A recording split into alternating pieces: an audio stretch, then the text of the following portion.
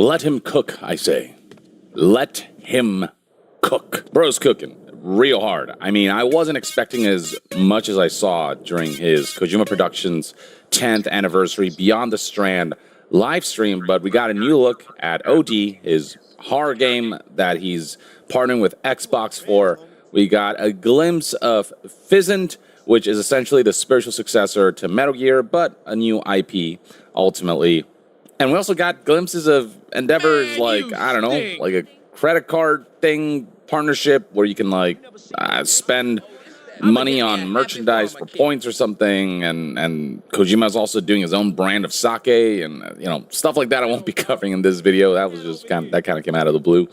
But I will be talking about all of the video game related stuff. Oh, and he announced some new information about the Death Stranding movie, and there's a Death Stranding animation in the works. He showed a glimpse of that.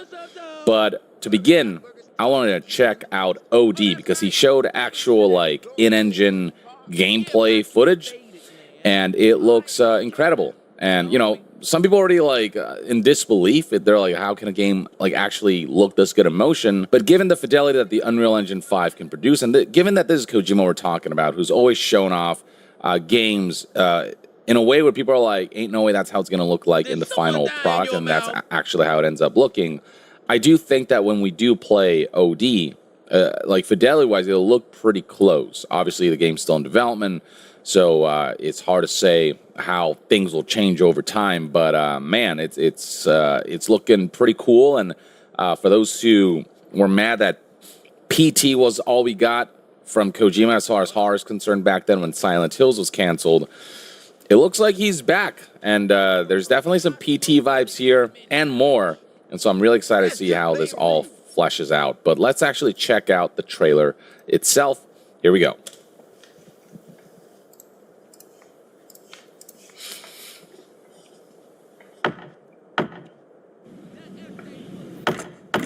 You dropped the bomb on me.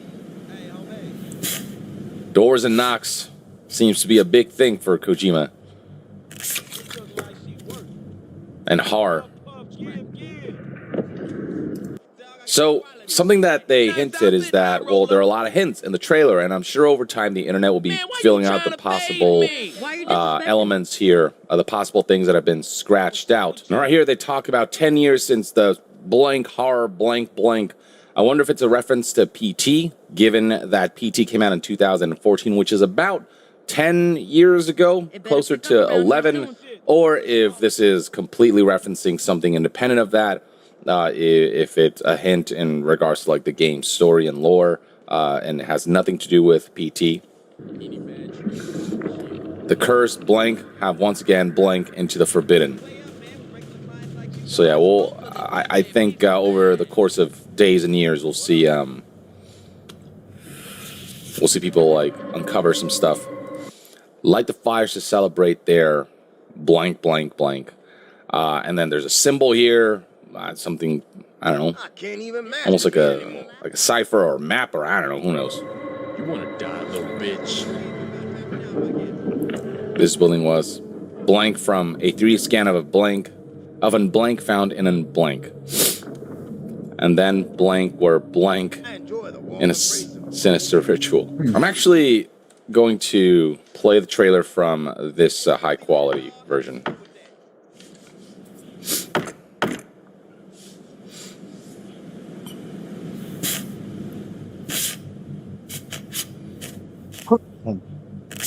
But yeah, the visual fidelity here is absolutely insane. The level of photorealism we're achieving is wild. Oh yeah, this looks so much better. The live stream looked really blurry. This, I mean, you can really see the detail on everything. Wow.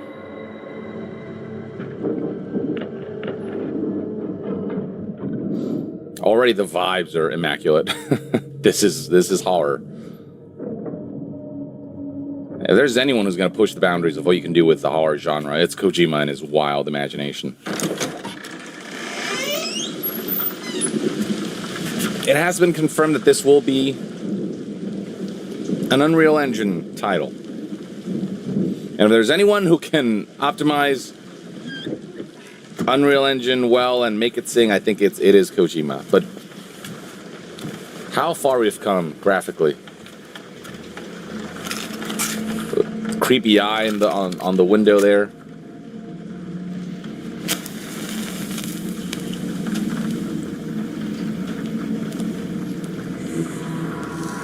Kojima did say during the presentation that this game is not about lighting matches, that there's a lot more to it than that, but this is one of the gameplay segments. There are babies involved, so definitely, yeah, knocks on doors, creepy noises, first-person view, slow, methodical traversal. Definitely PT vibes.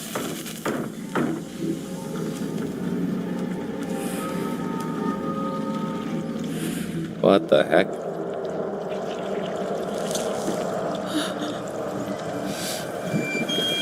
Oh, what the heck? Definitely Junji Ito-esque. And you can see the eye.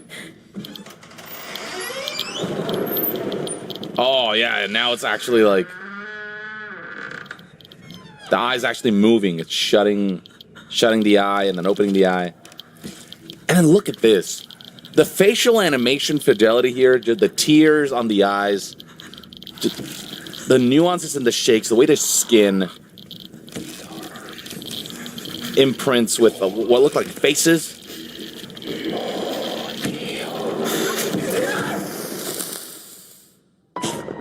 Insane.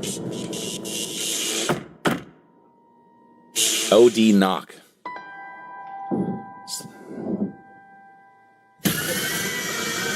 Hey, Joe. What's up? I am pretty thrilled about this. For all players and screamers, oh my.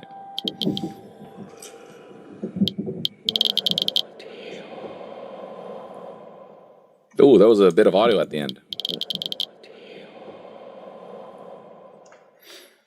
I'm curious to see what the internet will uncover, and I don't know. I also kind of want to take a look at this trailer frame by frame or something. I don't know. Maybe I'll do an analysis if I discover anything interesting. You guys want to get But that's OD, and Kojima did kind of comment on OD. So this is a little one step higher than, technology is one step higher than DS2. It's kind of, you saw the actual from the game engine. And DS2 already looks gorgeous. That's Stranding too. Very closely to the Sophia Lillis close-up. It's not a cutscene. It's not a demo scene. It's an engine, yeah. It's actual gameplay. And what did you think about that video? Kojima's always delivered. What an amazing, I'd say maybe trailers are representative of gameplay. I don't know if it's into something. Maybe it's like a whatever, but, signal. When I first saw it, I saw something Kojima's new, still around, and all something those other slightly dudes are gone. sinister, All those but other also dudes something sold that their was extremely companies, Kojima-san. their stock Slightly options. sinister. OD Bro. is No, they're bold, all it's gone. All unique, those dudes, all and of it's Bungie, unmistakably all of from this Call of studio, Duty, which is just incredible. they're all. We're Nobody deeply knows their supporting names. the production. It's A lot of our people don't even technical remember the work games on they Unreal made. that we're doing with the team. And no, they both just with they the failed, kind of dude. flashy, what you They see made on their the money, screen, and they made, but also a lot of behind the and scenes Kojima's work. still here. We have one goal Making in games, mind, those which ones is that to bring the guy, Kojima-san's all those vision dude to bros life made for fun all of players and everywhere. ridiculed, And screamers. and all those Amplify dude bros are players gone, to dude. experience it when it's They're not ready. even making We fucking had like the games SAG anymore, strike man. for like a year. We No, did they made finish their the money. scan, but we need to do the They performance got their capture. companies to where they were valuable, That's and wild. they So fucking all sold that's them, left dude. They cashed out, and they were. is the actors. What is this? So anyway, it's just ironic. The game is that finished. Kojima, the one, and So all the I'm dude kind of bros made fun of and called the fucking a theater of the weirdo. knock. So I Is announced still about around like making Jordan games. Peele before about OD. So And his Jordan games are has still his kind remembered. of They're still own isn't that different one, strange? and of course we'll create as a game. And But then all OD those dude something, bros there's left a ashes. different kind of and fear. destruction Will in their Jordan wake. will do. Mine is like the knock is the fear. So that's the part that I wanted to those frat highlight. boys That were kind of caught fucking my horrible, ears. dude. OD seems to be multiple Microsoft things told you those in one. Microsoft pros So this were specifically, what we saw here something about specifically it, is dude. OD They just knock. destroy Jordan Peele is everything working they on touch. another OD something, It's and just- the subtitle it's their, represents what do the you call kind it, of modus- fear method of that operation or will whatever, modus be at the operandi. center of the experience. So They're what parasites. Kojima's They're working on there here is to OD knock.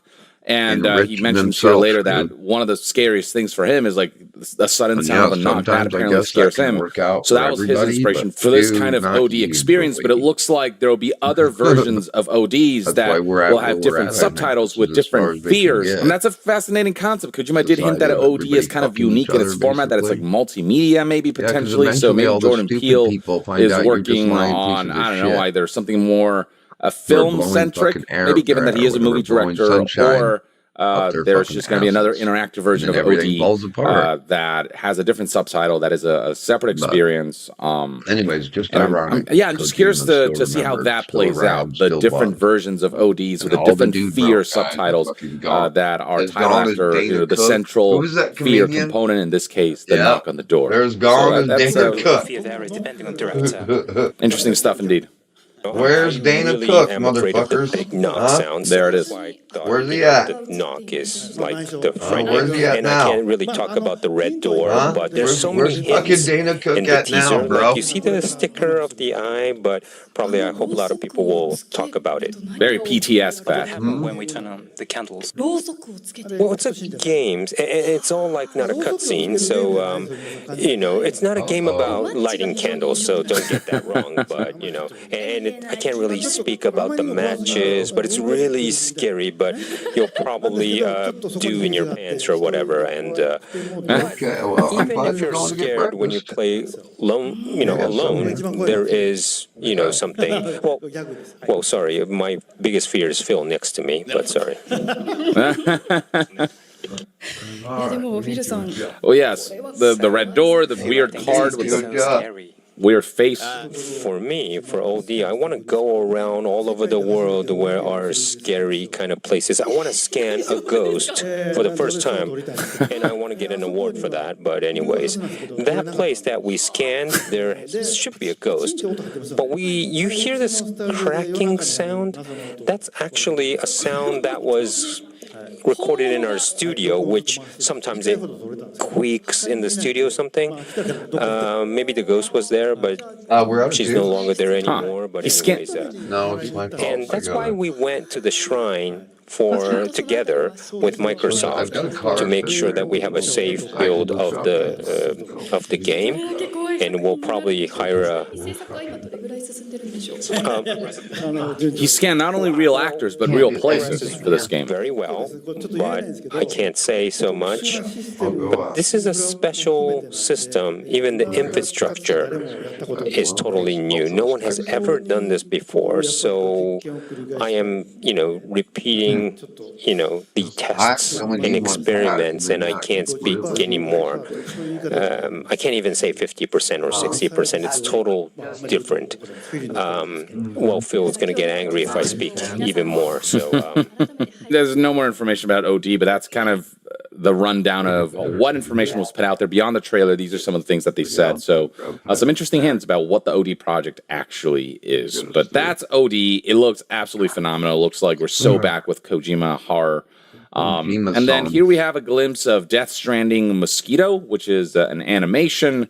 And They're has mad really 'cause interesting they wanted him visuals. to learn Actually, let English, me I guess. pull up the high quality version of this trailer. I don't know. Don't ask me.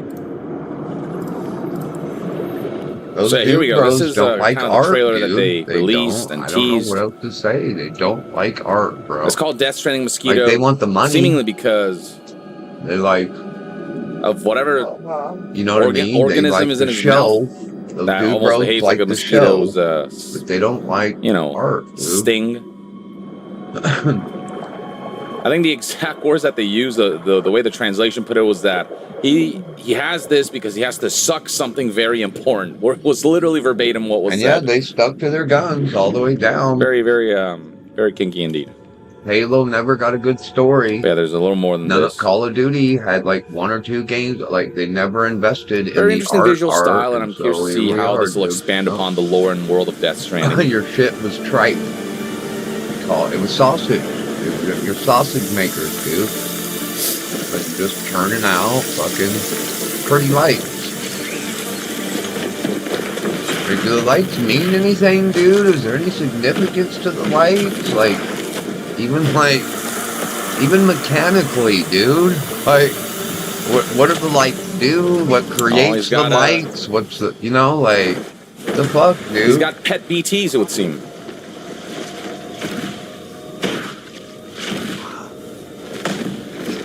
You just take a fucking pencil and start.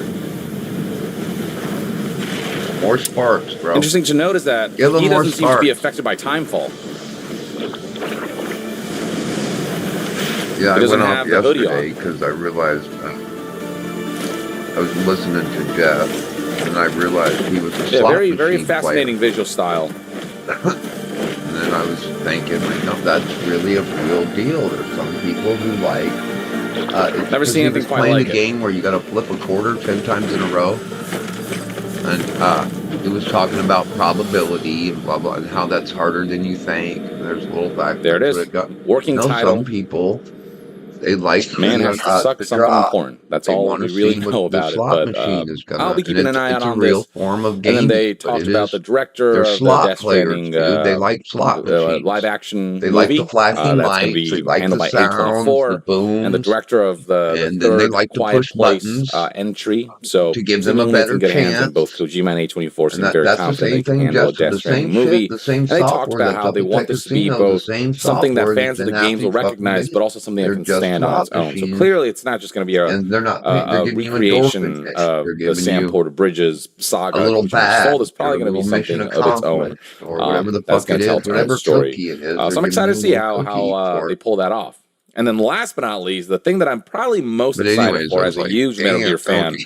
is That's like new a real information deal revealed too. We have a about bunch of these the people upcoming in the industry. tactical espionage or video game. That's their influence on the Physint, industry. or rather and they action think that's espionage is, I gaming. believe, the terminology that's And being to a used fact, to by a point, Kojima like, yeah, you're to right. describe the That kind of is experiences. gaming. It's the Casino same difference, you know. gaming. They actually showed some key Like, art, it's, and yes, they also gaming showed has been around they a long revealed some of the time. cast members. They haven't But there's revealed more to the video games protagonists than yet, but they gaming. revealed some of the And he supporting was trying to characters, make and the it's actually a argument, pretty like, no, that exciting is, cast right like, now. no, So they that's announced that gaming, Charlie dude. Fraser That's would be involved, poker. Don Lee would be That's involved, Nani dominoes. Hamabe That's would be involved. These are all Monopoly. actors that Kojima is a Like fan the, of, and you just got a Don Lee, video in he front was of it. actually in Death Stranding Or 2. anyways, I'd and I actually was getting scan to him into all that of us game, but aren't seemingly into Kojima that, wanted to dude. work We with would him like more again. from it But then you've got the actual than just key art fucking itself, which looks really, really badass. So an this is interactive what slot Kojima had to machine reveal about Physint. This is the main protagonist. with some And already skill-based. this It's a does slot absolutely machine evoke with some Metal skill-based Gear elements vibes. to I mean, this almost gives influence off Shadow Moses vibes your role, in dude. its color palette and just the kinds of structures we see in the back.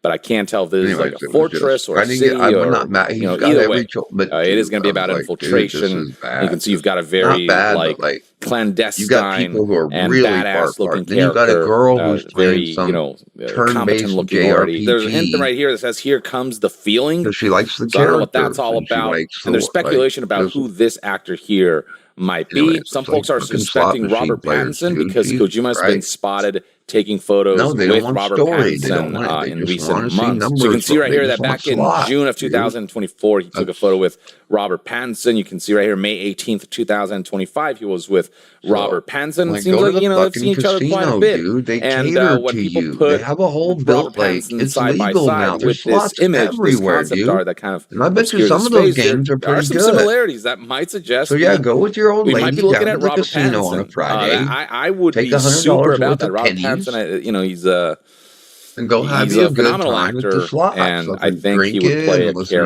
character music. that is Snake-esque, but not quite Snake. Obviously, given there's a new IP, he would do, I Yeah, think, a get really that good job shit with out of that. my So video games, I'll dude. be very curious to see how this Gotta game go into a evolves over time subscreen and a and menu what and more put they reveal attachments on. And down I the got line. level. But already What the fuck, he's man? getting a star-studded cast, and there's clearly going to be the No, I don't AAA understand of how that AAA came in the games. game. Yeah, basically what Kojima said during the presentation was the game is so early in development still. He's still You're coming up playing with a shooter, but characters. now I mean, it's a still in crafting its conceptual simulator. stages basically, but he's What already the- doing the okay. casting based on It's Call of what Duty, he's but already now it come has up. RPG But elements. he just had nothing. He wasn't able to show anything Okay. concrete because they haven't actually made the game yet. So do expect that this game is some ways away. Kojima straight up admitted during his presentation that the game is about 6 years away. Like he expects it to release in 2030 at the earliest. Dude. So yeah, we're going to be waiting for this for a while, but OD is going to kind of be a thing that'll be holding us over in the meantime. Anyways, and I say, let love you too. Kojima cook and let him take all the time he needs to cook because he seldom delivers something that is underbaked or unpolished or nothing. He always delivers just something really compelling and something that does push the boundaries on numerous fronts. And I'm curious to see what Here Comes the Feeling means.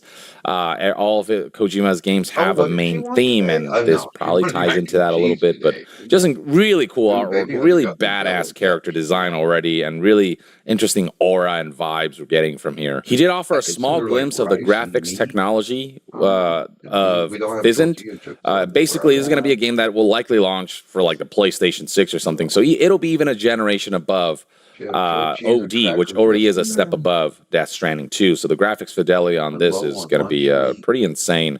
Kojima has expressed before how he, with Asian skin in particular, he has trouble making those look realistic because of how smooth they can be. But with some of the more recent technology, he's able to like get a lot more detail with pores and stuff like that. And Kojima said this is still early, and this is just the early kind of facial modeling work. So by the time we see Physint in full force, it'll likely look pretty incredible. This is one of the actors, the Japanese actress here, Minami Hamabe, being represented in visual form in the game itself. But again, very early stages. We shouldn't expect to hear about this game for a while longer. But I mean, if OD looks as good as it does, and that's meant to be like a current gen game, imagine what Physint will look like when it's meant to be essentially for next-gen consoles. It'll be absolutely insane, especially given that he's working in close collaboration with PlayStation for Physint in particular.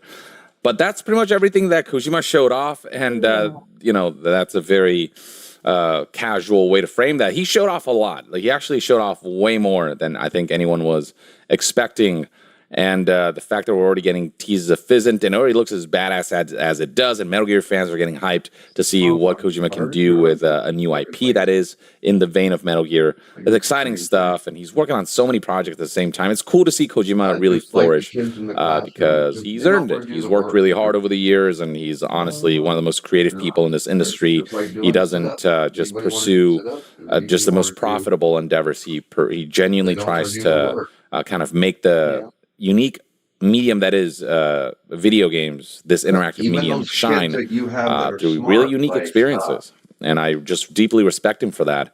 And seeing him be able to work on multiple projects like this and delegate so much work to different collaborators, and seeing how good OD looks and how cool Physint looks already just from that one art piece, and seeing the way he pushes technology and the way the PT kind of is coming back in a way with OD, given what we've seen so far, and how this seems to resemble the PT experience somewhat, but I mean even higher fidelity and more modern design sensibilities. It's going to be really it's a good time to be a Kojima fan is all I'm saying.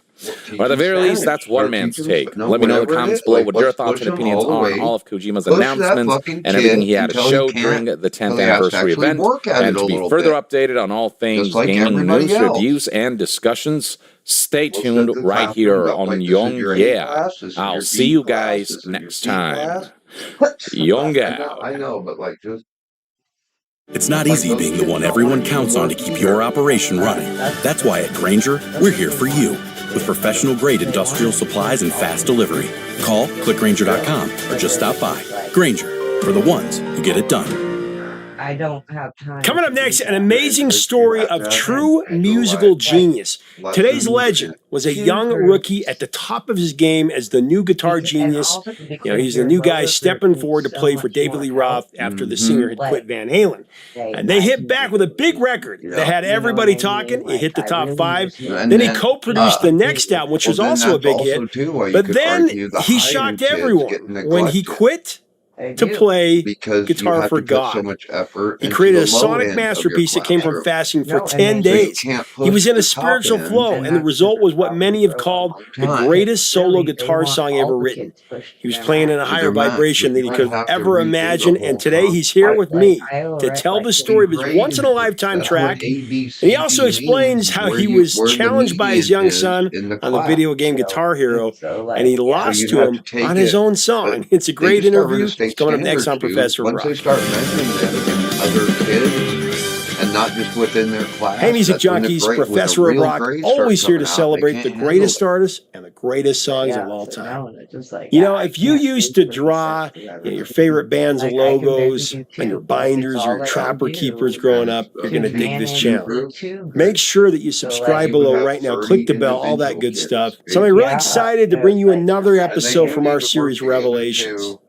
This is where featured artists reveal rare and amazing stories about their biggest songs and albums, fascinating insights about their career, stuff you won't find anywhere else. On this installment of Revelations, I get to sit down with legendary guitar virtuoso Steve Vai to talk about his 1990 masterwork, For the Love of God, from his amazing album Passion and Warfare. A lot of those people don't have fine art. As many of you likely know, Passion and Warfare was written based on a series of dream sequences that Vai had. No. These are the reasons you're cutting fine Steve art, Vai was bro. doing a lot of reading No, at the it's like time, it's including become reading so about blatant. lucid dreams or becoming conscious in your dream state. And then they're gonna As he get started to pussy, experiment with just the like sleep Missouri patterns, State did when they he got find the out no results one else that he was looking recognizes, for. considered you educated. Your own state. He became People kinda vividly laugh aware of at what was you. happening Oh, in you his stupid. dreams. Well, dude, your school and your state are not on the same fucking Sketches and concepts for the album started guidelines as as the early other as states. 1982, but then they were And they're shelved not after gonna he joined accept your David high Lee school Roth. diploma, dude, in a different state. You didn't just speak fine arts at all. But even during his time Like with none? Roth, the concepts What for did you Passion take and in Warfare, they school? were bubbling over. So Although what he is enjoyed history of fine collaborating art? with Diamond Dave, Steve So they Vai make had him started take to history move so they in can lie different to him. directions, feeling like there was this whole other world that of just music for music him or to something? explore. Steve parted ways with Drama? Diamond Dave in 1989, of course. Where And did I then just after tell you about Roth, them? Not Vai liking was art. determined I to like finish his art nearly here, dude. decade-old record. This happened at the same time that he was Something about completing it, the they guitar just parts don't for the like White Snake art. record, Because you can A make Slip fun of the of them Tongue, with art. and then he was You touring can with the ridicule band. them with art. And now we can art. Now, Without Passion them and being able Warfare to finally fucking came hate out me. on May I don't know 22nd, what you're talking about. 1990. That's what art teaches When it came you to out, do, there were a lot of speak in people code. wondering And that what it drives them was batshit fucking exactly. crazy. It Because then wasn't a when they- conventional what does it guitar mean? record. If there is such a It means thing, you're an it was not asshole. genre specific. That's what it I mean, means, Steve dude. Vai summed it up as This Jimi means Hendrix you are meets not Jesus cool Christ and at a party nobody that likes Ben you. heard And they, for Mel Blanc. after a while, they Pretty figured that literally. shit out. Oh, they're Really, making he had fun no of me. expectations for the album. Yeah, we But are, he was dude. completely We open are. to the creative muse. It was liberating, is what he said. When you're completely engrossed in something that fucking feels hates us, I natural to guess. you, there's no compromising.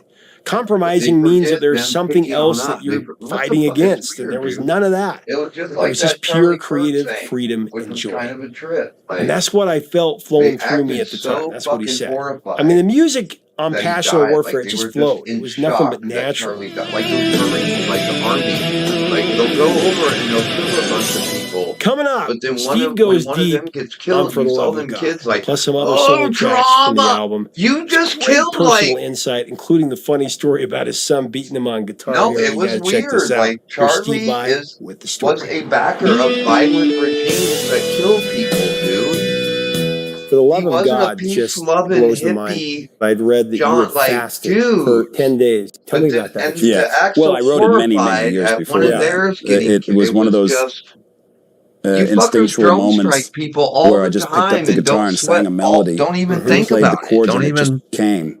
And I just But no captured it horror. and put it on the shelf for Big years. memorial. And Big- it was always this is insane. whispering, finish me, you know? Yeah. So then for Passion Okay. and Warfare, No, it's how I they decided act to when it break comes it to out. them.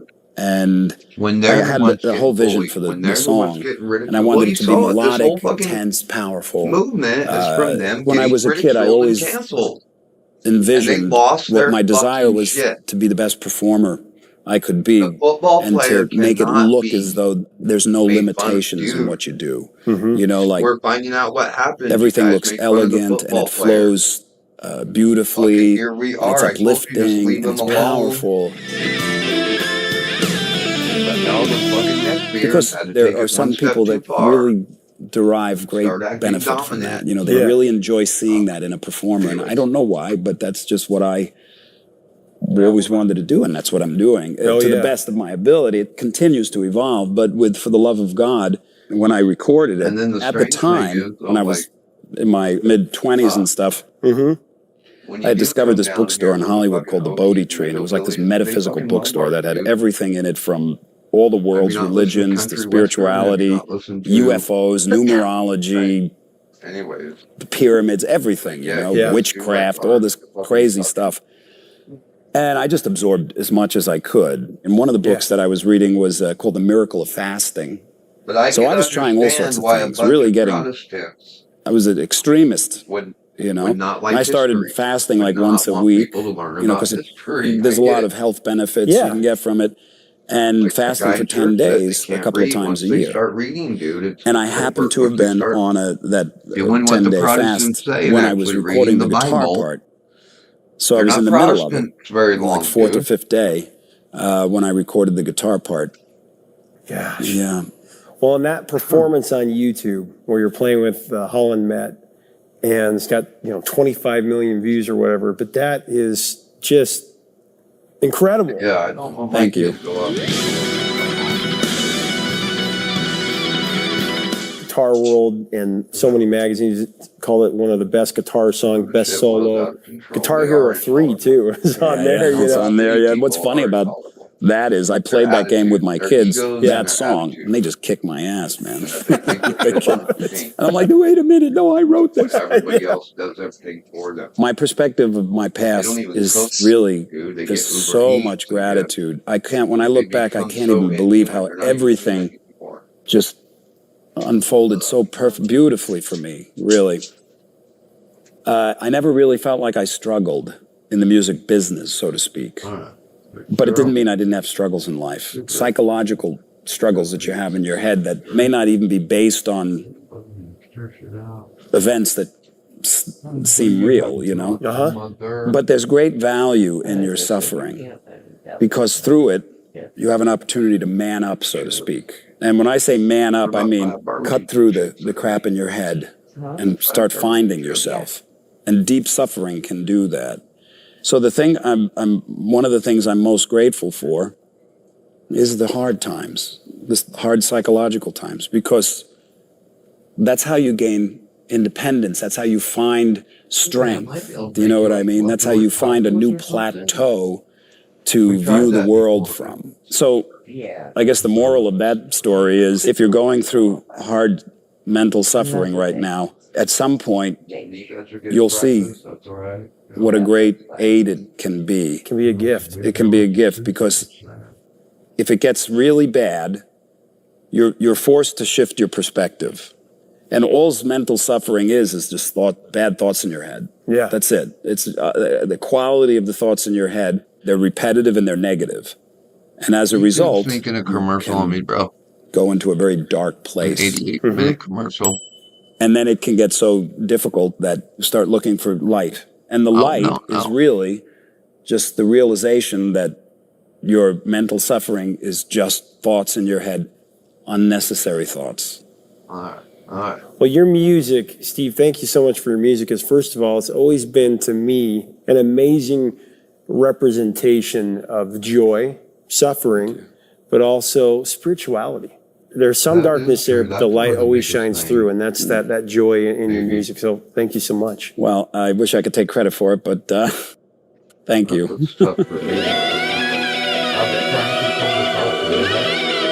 When Passion and Warfare actually came out, every morning I wake up, there was a lot of ears on it to see what is he going to do? What is this, you know? And it was a surprise, I think, too, because it wasn't a conventional kind of an instrumental guitar record, if there even is one. But it was not genre specific. I love the backstories, and I love how you really committed to what you wanted to do with that. You were uncompromising in your vision. You knew what you wanted. And even when Capitol, I love how, because it changed from Don Grierson to you really did your Joe homework. Smith, to I remember all that right? stuff. I'm impressed. Well, thank you. Which he asked you said me to no. do. For me, when I No, he heard that did. album when I was a kid, 1990, I right before did, 9 grunge hit, o'clock. when I heard that, I'd never listened to instrumental music per se. Yeah. But I followed you because, of course, you were the guitarist for David Lee Roth. I was a Van Halen fan. 1984. Yeah, you're like the typical ears. Exactly. That were, yeah. And so when I listened to it, I was like, where's the singing? And it like kicked open some kind of a trap door in my brain where like, what is this? Nice analogy. And it started to help me to understand what music could be, the possibilities.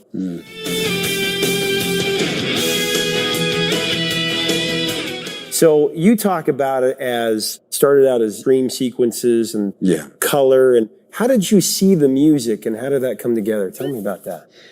Well, you know, it's interesting because when you use words like non-compromising, it almost seems as if you had to put effort into doing it a particular way. But when you're completely engrossed in something that feels totally natural to you, there's no compromising. Because compromising means that there's something else that you're fighting against, in a sense. And there was none of that. It was pure creative freedom and joy. And that's what was I felt flowing through me at the time. And again, I had no expectations. As a matter of fact, there were people saying, what are you doing this record? You should be doing this because this is what people know you for, and this is what you're famous at, and this is where all the big arenas and after Skyscraper, I mean, such a huge double platinum, triple platinum album, and and Whitesnake and all that. And sure, that was someplace in the back of my head. It was a concern, but the desire for creative freedom was just greater. That's all. It eclipsed the fear, the insecurity. Do you know what I mean? Because it was so liberating. It was so enjoyable. And people do it. Whenever you're doing something that you're really enjoying, everything is flowing. And everything. It feels natural, and things come, and you look at them and you say yes or no. There's no. It's just very easy and flowing, That's how that record came. So that kind of music that's on Passion and Warfare just was what was natural, really natural to me at the time. So it was easy. Well, I love how you summed it up as Jimi Hendrix meets Jesus Christ at a party that Ben Hur threw. For Mel Blanc. Yeah, I love that. That's a great description of it, because when you get to like the animal, which is kind of a lust, and then you get to answers, the joy of that, and sisters, and love secrets. I mean, talk about complexity. Yeah. Let's talk about that one for a minute, because the baby crying and the way that it's like this deep spiritual longing. How did that come about? Well, you had mentioned before that Passion and Warfare was based on some dream sequences. One of the things I was reading about that was very interesting to me was just becoming conscious in the dream state, having vivid dreams.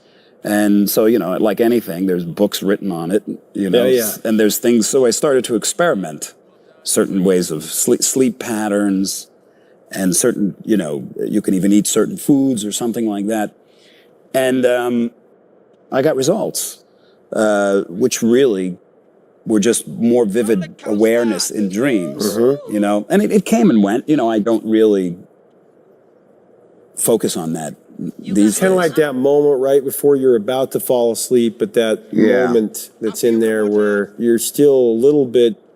I mean, you've described it, and I love the description. And then sometimes what happens is, dreams are foggy and weird sometimes, and there's all these analogies going on that digress into, so I was writing everything down, but I did have this several times. I've had this really profound kind of dream experience, and it always happened at the end before I woke, which is really the only time you remember a dream is when you wake up in it. But this was something different. It was this intense sound that it was, and I had read of other people experiencing something similar, so I know I'm not alone. Oh yeah, yeah. And the only way to explain it was, picture yourself traveling through space, so to speak, whatever, at this incredible speed, and everything's just, the sound is like thousands of instruments all out of tune, but Celestial perfectly orchestra. celestial. It was a celestial orchestra, and it wasn't like it was loud. It was more than loud. It was everything, and it was incredibly powerful.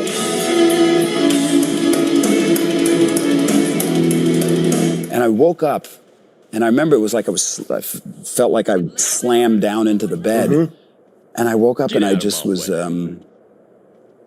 stunned. And that music had always been in there. And when I started to work on Love Secrets, that was the song that I used to try to depict the music I was hearing.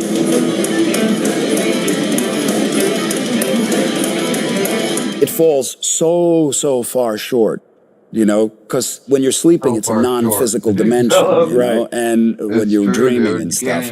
But we're limited in the physical, you know, to a degree. So trying to pull it from one place to another. I started working on that song, and I only had really one criteria, and it was just not to think, just instinctually move. So things would just come up, and it was almost like automatic writing. Right. But it also contains a tremendous amount of musical understanding. Because if you listen to the chord structures and every note, it's composed in a way so that things are shifting, but it's got that rapid. It does. You know, so that's one of my, I mean, it's not an uncommon question that artists get. If you were going to pick one song that was really depictive of you, that's it. Love Secrets is it.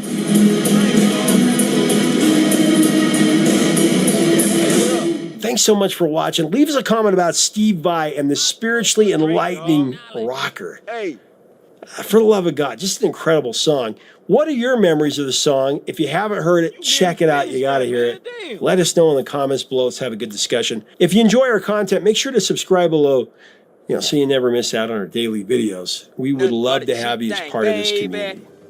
Until next time, 3 chords and the truth.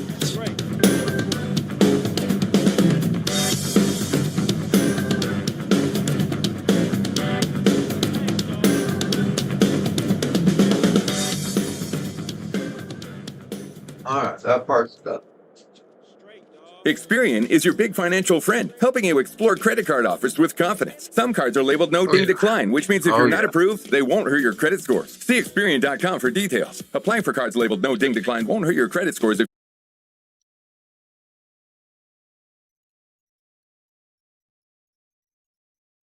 a way that, like, okay, you're saying something that's actually factually inaccurate according to the narrative. Now, let's be real clear. I don't necessarily think they know what's going on yet. There's a lot of weird shit going on with this. I know. First of all, there was that one guy who was the decoy. All right, so you got this guy who's an older guy who starts yelling out. Didn't he take his pants down? He took his pants down? This guy was at 9/11. He was at the Boston bombing. All the hits, he called in a fake bomb at another place. Wow, how's that And then possible, he did dude? this at this thing. Right after, so somehow or another, this guy has the state of mind that the moment someone gets shot, he yells out and says, I did it, and takes his pants down or something like that. I don't know exactly what he did. Then, ready for this? He gets arrested for child porn right away. Right after this happened? Oh, right away. He's in jail for child porn. Why is that? Well, now you can't interview him. Right, right.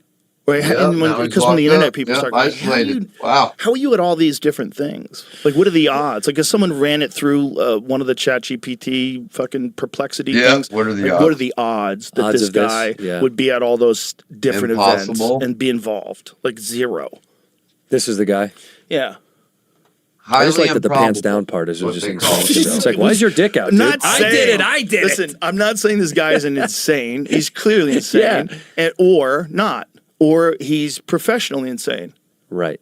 That's where it gets squirrely. I almost texted you when the Charlie Kirk thing happened because my antennas went up about, they showed the photo of that kid, or the guy that they have, the 22-year-old, whatever.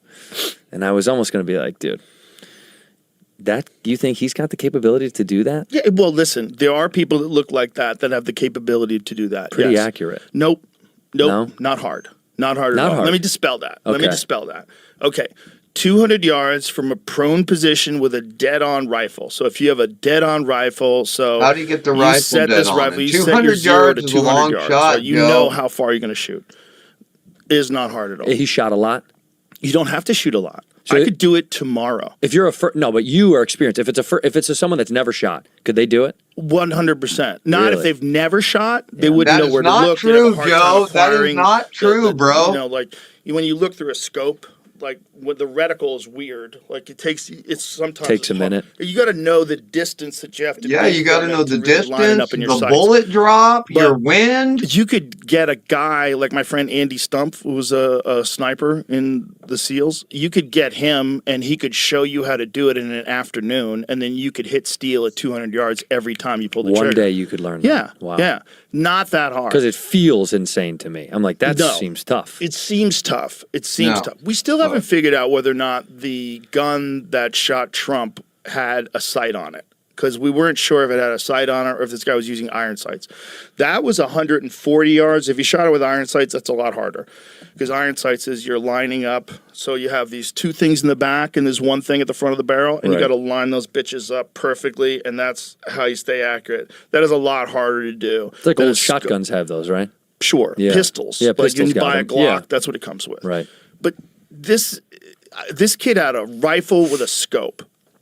Now here's where it gets weird.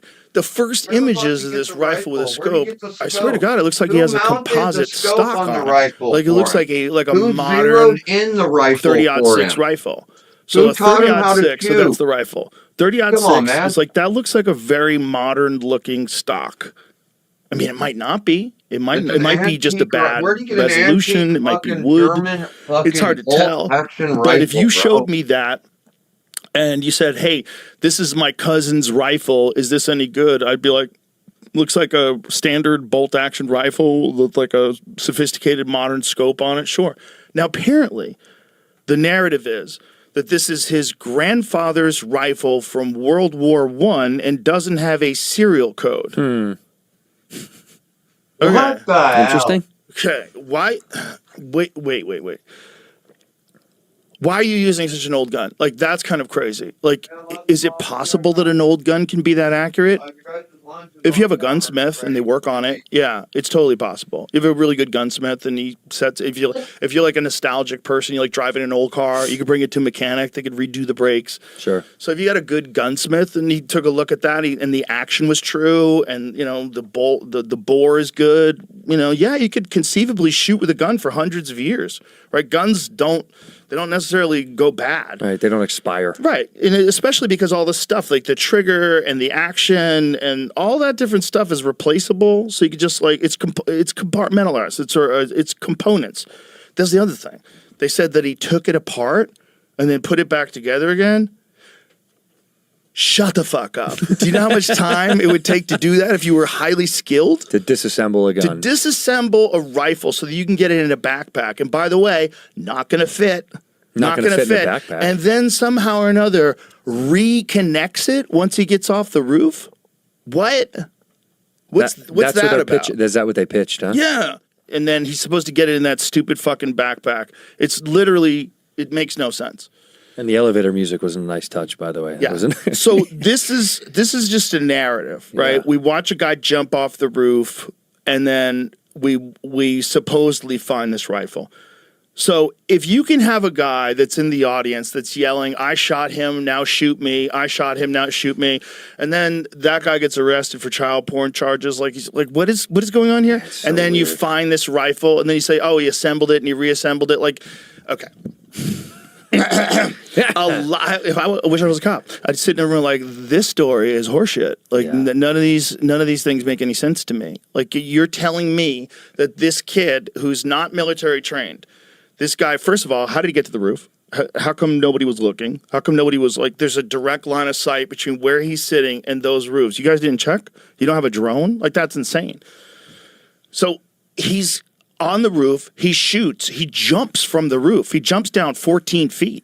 Yeah, we saw didn't they have video of him jump? Somebody had a cell phone video of him jumping. There's down, a video right? of him jumping. So this guy, whoever it is, jumps off of the roof and lands, whether or not he's even the guy who shot him. Maybe he thought he was going to shoot him. Maybe he's a patsy. Maybe he did it. I feel like he's a plant. Did you see the video? Did you see the person doing the investigating on his mom's Facebook? No. You haven't seen this? Have you seen that, Jamie? Some dude online. His mom's got a weird Facebook. I It's spill coffee. very trippy. It doesn't make any sense. Like the more they keep looking into it, the more they're like, this doesn't feel like a real.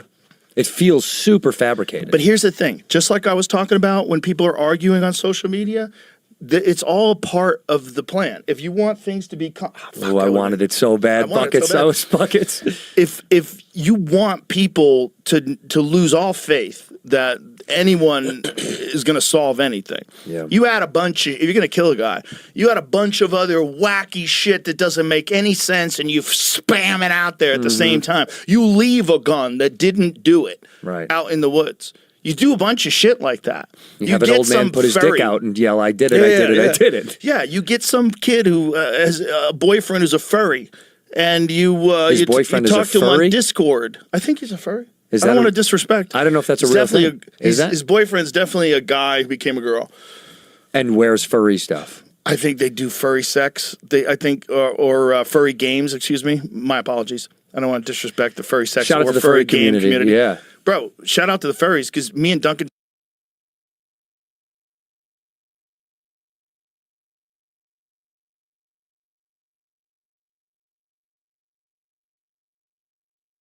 Hello, guys and gals. Me, Mudahar. I was away this weekend, so unfortunately I couldn't talk about today's topic. I know that other creators have already talked about it. I know that, it's kind of old news by now, but it's just such an insane topic that I have to discuss it, and a lot of it has to do with computer hacking and, of course, cybersecurity, ladies and gentlemen. So this is a clip that I'm about to show you from an individual who has stage 4 cancer. And surprisingly, the one good thing in cryptocurrency happened, okay? This is a guy that had stage 4 cancer known as Rastaland TV. This is a coin where, again, money was raised through the community to pay for this person's cancer treatments, right? Now, out of all the things that I've seen in the world of crypto, dollar cancer might be the kindest, most wholesome thing that I've seen. And that's huge, okay? Remember, this is the same website where we were discharging firearms into the air. Anybody can be a developer on this dogwater platform, but when somebody has stage 4 cancer, when somebody has cancer, okay, arguably the worst, what's worse than faking your cancer is stealing from someone that has cancer. So this clip kind of hurts to watch, and I'll let you guys play it because I think you need to experience the same level of anger that I have. No, no, no, no, no, no. No. No. I'm not gonna lie, man. That clip really hurts, okay? Just the wailing, I don't know, man. I don't know. I'm fucking mad, okay? All right? If you steal from cancer, if you steal from people that have cancer, you deserve to get fucking butt-fucked for the rest of your life with a rusty knife, okay? God damn. My life was saved for a whole 24 hours until someone tuned into my stream and got me to download a verified game on Steam. After this, I was drained for over $32,000 US of my creator fees earned on Pump.Fun, and everything quickly changed. I can't breathe, I can't think, I'm completely lost on what is going to happen next. Now, from my understanding, a bunch of other people came together and raised money for this guy, so the money is still stolen, don't get me wrong, but at least as far as, and there's plenty of victims, this guy might appear to have been gotten whole, okay? But anyways, what game on Steam could have actually had this guy's stuff stolen? So this is a game called Block Blasters. Now this is a SteamDB page, and it's by a company called Genesis Interactive. Now looking into their entire play history, they've apparently never gotten above 10 actual active players a day. But apparently they've got plenty of victims. So G-Data Cyber Defense brought this game to people's attention. Now, if you look at the actual cover for this game, you might notice that, whoa, is that AI generated? I would wager that most of this game, and I haven't played it by the way, I haven't analyzed it myself, but it looks to be very AI generated shit. Now, there's a free-to-play game on Steam, which, if you ever looked at the free section, there's a lot of free shit on Steam all the time. And there's a reason why I don't download free stuff, because this isn't the first time this has happened on Steam. Earlier, I believe this year, was a game called Pirate Fi, which also contained malware on Steam. Steam has a huge info stealer, cryptocurrency draining malware issue. Now, the thing about it is, did Valve know? Honestly, I don't know if Valve entirely knew about this. But obviously the game was removed when the entire community started raising awareness about it, right? When people were like, whoa, now that over $100,000 has been stolen, not just from a cancer patient, but just in general, yeah, obviously Valve jumped in and removed the game. But I think it's a little bit too late, because ultimately, one of the things about Steam, and this goes for anything like the App Store, the Google Play Store, when you have these platforms, I feel like if you're willing to take 30% cuts on people or just host stuff onto your platform, you should do the extra due diligence, especially if you're making like Valve money, especially if you're making Apple money, especially if you're making like Google money. You should absolutely make sure whatever shit gets uploaded to your storefront should not have fucking malware in it. So how did this malware kind of work? Well, thankfully, the guys behind it seem to be like expert vibe coders. So for a while, this actual shit used to sit on Steam pretty fine. Like this was the actual Steam page. And other than, just what you're seeing over here, it was a pretty innocuous looking game. So obviously, there was a patch that was pushed to the game that introduced a few files. So here you can see inside the actual file structure, which was, gathered from SteamDB, it came with game2.bat, which would be launched and deliver a actual payload to you. It would also have third-party OGG v1 and v3. So these files were added into people's systems long after the game had come out. So for a while, there wasn't actually malware sitting. But Game2Bat actually did a few things that were a little bit not kosher, if you will. So a lot of the values in some of these batch files actually contained hard-coded values, like, for instance, setting a password as 121, dealing with 7zip.exe. But of course, obviously, it would launch a bunch of VBS scripts. These VBS scripts, when launched onto the user system, would start to look for people's, extensions on their web browsers. So, for instance, it would start scanning for Chrome, for Edge, for Brave, Vivaldi, Opera Stable, and Opera GX2. So one of the actual malware runs that I saw over here provided by the individuals who, were running this inside AnyRun, which is a sandbox, a little virtual machine for you guys to see what a malware will do. Now, of course, underneath this, you can see that for Chrome, just for instance, looking into the extension data, it was looking for Phantom, MetaMask, Magic Eden, TronLink, MetaMask Edge, Soulflare, BitGet Wallet. So as soon as it would get people's, personal information and their crypto wallets, obviously the draining would then occur. And this draining would drain individuals out of their fucking money. So if you were somebody that had your cryptocurrency wallet stored onto your system, and here's the thing. I'm not going to sit here and say and be Professor or Captain Hindsight. Look, at the end of the day, I'm a paranoid fuck, and I just use virtual machines and hardened systems all day, every day. So I really don't worry about it. I could have ran this malware in this game and just laughed it off. But for an individual who was on stream and they were told by, just the chat, hey, download this game and play it. Most people don't have that understanding. Most people don't know what's going on. There was another streamer as well, a streamer that I believe is known as Heiny88. Yeah. Now, Heiny88 actually apparently downloaded this game. She ran it, and even she realized, okay, things don't really make sense over here, but it was too late. Once she ran the game, which also launched the BAT file, which launched those VBS scripts, all of this was done, and it was too little too late. Okay, social media accounts are fucked. Crypto accounts are starting to get drained. It's pretty much something that is basically irreversible, especially when it comes to things like cryptocurrency. The most we can do is look into cryptocurrency transactions and start tagging money transactions and saying this batch of crypto is bad. Which, if you've ever been to Etherscan or any crypto scanning service, anytime a heist happens, usually the actual wallet address that performs the heist gets tagged as criminal or fraudulent, and that means any money people look at that stuff like a hawk. So that's like maybe the only saving grace. But once the money is gone, it's a huge the money is gone. Okay, there's not much you can do in the world of decentralized finance to get your shit back.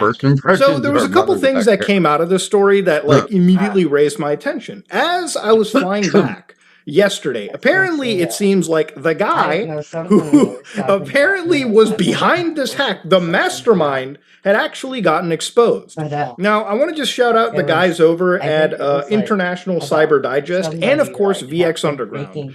Smelly, awesome fucking dude, that really may be great what guy. this video I had. And they went through the efforts there's of cancer actually scams looking everywhere. through and identifying who this person was. So the way that this happened was a bunch of nerds, a bunch of OC nerds, people whose fucking background it is to look up the tiny username that you have, and it wasn't on the internet. God it knows was how to many his different family. scripts, how many different search engines to build a profile of people based on a nugget of information on the internet. Now, a lot of these scammers and hackers don't really have what I would like to call good compartmentalization, which sometimes what will happen is, let's say you have an email somewhere and you're really careful on site A, but on site B you're giving off all the information that could be used to fucking identify you. People will Google on the internet to find any time that email is used, and I know it's not as easy to drop B, those C, babies D, off. E, and F. Depending on that what information, state you're they will in, start to build a profile. some states, it's actually pretty similar to back in the day when I worked with CoffeeZilla on something known as Rubet. When we investigated that, we literally were operating with screen names and eventually I'm worked sure our they way don't to like you actually doing that. talking to the I'm sure they want you who were to, but it's behind better this than throwing it in the people fucking that didn't want to dumpster. be identified. And that's what's the obviously problem. They went start through turning great those lengths hospitals into to be jail. When they very start anonymous, locking the doors in those you hospitals, can't, that's if you're when not people careful stop from the going to beginning, them. it can really bite you That's on why the it's ass. always those So hospitals basically, are always like the most minute you scammers, make they operated on a hospitals service known as involuntary, Telegram. it's not a hospital. Now the thing dude. It's is, a prison ultimately, infirmary. these people had Telegram And yeah, IDs. they won't and go. once you have somebody's Telegram ID, you can go to But I know, like in public-facing chat rooms Wisconsin, in because of the Telegram weather, they and have like find baby similar boxes IDs. somewhere. So a I lot saw of the not long OSIM ago guys where they're took they're that little ID metal that they boxes, found, and you one of them open at the door, least, and and it's started got a to look warmer through in there, all keeps of the the baby warm. public-facing records they could find. And eventually they came across posts that started to identify who this person was. So, for instance, one of the scammers, and there's multiple people in the story, one of them was apparently on several other chat rooms trying to figure out how to do fraudulent work, to the point where apparently they were hiring somebody to do basic 2D game development. Now, here's the thing about all of this shit, right? In another chat room, they were apparently sharing photos of themselves with expensive vehicles, and eventually they had a link tree that they found, which basically gave you everything you needed to know. Things like YouTube channels, PayPal, Kick, Twitter, a lot of things that started to disappear overnight. Now, of course, I can't confirm if the guy that is being talked about, we'll call him Lopez, because that's the name being shared around on most of the news sites. I can't 100% verify this because I haven't 100% halfway they're chunky anyways. But wearing what appears to be I had rolly no watches, idea they and were of course, pregnant. Now, I could kind drinking of buy Dom that. Perignon, which is a pretty expensive bottle of champagne. Like 18, you can see that, 19, yes, 20 stealing money from cancer year old, patients doesn't really register in the level of ethical, morality that most I've people heard it tend more to than have. once, too. Now, of course, I can't 1,000,000% confirm this And she guy, so wasn't I'm that not fat going of a to girl 100% either. That'd be one back thing this if sort you're of a big claim. girl. But ultimately, there has been other things talked about, like apparently ICE was reported, like this guy was reported to ICE. They jumped in and arrested him, which is totally false. There's no confirmation of that. Okay, this is a wild week for alleged criminals. Okay, we've got problems in the LAPD when it comes to guys like David, and of course with people behind this, it's only a matter of time before you do actually end up getting caught. But again, I don't really know what the whole laws are around arresting people in crypto scams. It really feels like people who do crypto scams, even if you know exactly who they are, rarely get the fucking penalty dropped on them. It's really just a public shame fest that usually you get the best out of all these situations. That's the furthest these things tend to go. So look, at the end of the day, with this one Steam game that they dropped with hundreds of downloads, right? And again, 5,100 downloads. Not terribly bad. In the last 7 days, they were just basically going to Kick chats or Telegrams and telling people to download this stuff. Places where people usually have their crypto wallets attached to browsers on their system. Now, I would wager that a lot of these crypto bros probably don't practice good computer hygiene, so the ability for this highly specialized phishing attack probably did yield, and did actually seem to yield pretty good results. And look, ultimately, at the end of the day, this is the reason why I don't ever fucking do anything like crypto related on my channel. Just because, the community is so morally fucking bankrupt. I think most of the times anybody's ever offered me a crypto deal or like promoted Web3 to me, there's never been a point, like aside from even just this story with like dollar cancer, where like obviously the money I guess is being raised for somebody that had a pretty serious illness. But generally in like 99.9% of the cases, I feel that crypto is just such a degenerate area to get into. And stories like this make me feel that as a technology, it once was kind of promising. And maybe it does have the use cases. Obviously, I think with stuff like Monero, the anonymity kind of helps. Even at Walmart, decentralized finance is kind of cool to look at, okay? But in practice, looking at the players in the game and just constantly reading story after story of all these games, it just is such a blackpilling experience on all of this shit. So yeah, TLDR, there's a piece of malware that gets dropped on Steam. The malware drains people's crypto wallets. And it turns out, because it was vibe coded, it seemed. And look, the thing about this stuff is, before I end it, is the world of malware and the world of, again, these scammers has gotten so easy thanks to things like AIs and LLMs. Like, you can code together, software underneath, big AI like LLM tools like ChatGPT, Anthropic's Claude, sorry. Or, I think it's like Google's Gemini. You can use a lot of these tools to basically write entire programs for you. Even if you don't want to use these services, you can download local models like GPT OSS and have it write entire software for you. But a lot of these LLMs do come with safeguards that prevent you from using them for nefarious malware purposes. But that doesn't stop users from downloading uncensored LLMs and telling them to code malware. Writing computer viruses and writing this kind of slop has gotten so easy that dipshits who had no idea how to fucking turn on their MacBook before this year can now figure out through a 10-minute YouTube video how to put together malware. And the malware doesn't have to be like fucking crazy good or anything. You don't have to write like NSA grade military malware. You're writing something that ultimately is a crypto drainer. The only saving grace, and I think one of the reasons why the guys over at DX Underground, a lot of people identified, was because it really seemed like the malware was written by a bunch of vibe coders. They left in just enough to help OSINT nerds identify the people behind it. So that was arguably the only saving grace. Now, if you're somebody that's worried about downloading a game on Steam now because it's a new fear that you've unlocked, keep that fear. Because honest to God, if Valve isn't cleaning up their store, you might need to be a little bit extra careful and be worrisome about what kind of software you download on Steam. Generally, if you're downloading a big AAA game or even a respectable indie title like, Silk Song that just came out, you'll be fine. But if there's a free-to-play game on Steam that looks a little too AI slop for you, you should stay far away, okay? You should get your foot out of the fucking bear trap, because there's a good chance you can end up like some of the victims here and have your money or even your social media accounts or just accounts in general stolen. Fucked up world we live in. Ladies and gentlemen, this is me, Mutahar, and if you like what you saw, please like, comment, and subscribe. Just like if you dislike it, It's a big moment for your chicken favorites. A new McDonald's sauce to make your goldenly breaded McCrispy sandwich even more golden. The new sweet, smoky, tangy special edition gold sauce. At participating McDonald's for a limited time. Hello, everyone. This is Running on Empty Food Review.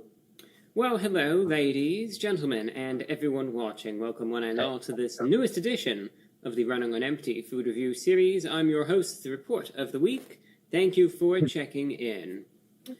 I have a feeling this is going to be a longer review, because there's a good amount to try out here. Have a whole box with all sorts of dipping sauces. It's going to be an interesting review. Whether it's good or bad, I think it'll be interesting either way. A new pizza has been released from Papa John's, and this is an interesting concept. It was done before, many years ago, by Pizza Hut, and I think Pizza Hut then has brought it back a few times. Papa John's, though, this I think is their take on it, has just released, for a limited time, their new Papa Dippa pizza, as they call it, and that's DIPPA. And essentially what it is, 45 minutes. It's made for dipping, hence, of course, it's not just the... It's the Papa Dippa, as they call it. It is a large 3-cheese pizza that is cut into 16 flat strips. And then, obviously, with these strips, they're easy to pick up, and then they are made for dipping, and they have a variety of 4 different sauces that you can then have. You could do all the papa, I guess you get papa dipping to your heart's content with. And these 4 sauces include their special garlic dipping sauce, which they've always had, that's standard. Then they have roasted garlic parmesan dipping sauce. They have garlic hot honey dipping sauce. And then creamy garlic pesto. So obviously, very heavy on the garlic here, but that's what the emphasis is. I was mentioning Pizza Hut because years ago, I was thinking that too. And it's a big scout night, sport, so you don't have time to cook dinner, so you have to go out to eat. No, dude. At least on Sundays too. So I think this is Papa John's take on it. But in this case, But no, I went to Wednesday night, and then a lot of times Wednesday is men's night halfway. Tuesday will be men's night, and then Wednesday, no, they go to church a lot. all just different variances of the church garlic. people are So what I intend to do is We're first going out. show you We're going out. the good, I'm not giving a buck Like about no, the like server you have a that's 6 o'clock service. and Well, you're there then till 8, and try then it yeah, out like on you its at the own first. restaurant then they right talk before in the closing. restaurant, Yeah. and then then they And go, then and one they're by just one, we'll go so- through these sauces. And then they and, don't see care. if Like it's they'll good, sit and talk. if They it's don't care how bad, long. if I start just Like, gagging yeah, it up on the Because it's one spot, of those disappointing. or if I You're like, kind of consume no, it it's- like a snake, like that one you review just I got did home back in from church. 2018, where I kind of hunched over and it came back out, and then I ate it again. Right, that might happen too. So I might just leave the camera rolling depending on time, and we're just gonna see what happens, and we'll just go with it. Regardless of what the outcome ends up being, the price for this is $13.99, which personally I think is actually a very good deal, especially when you see the size of this thing. So, here is the box.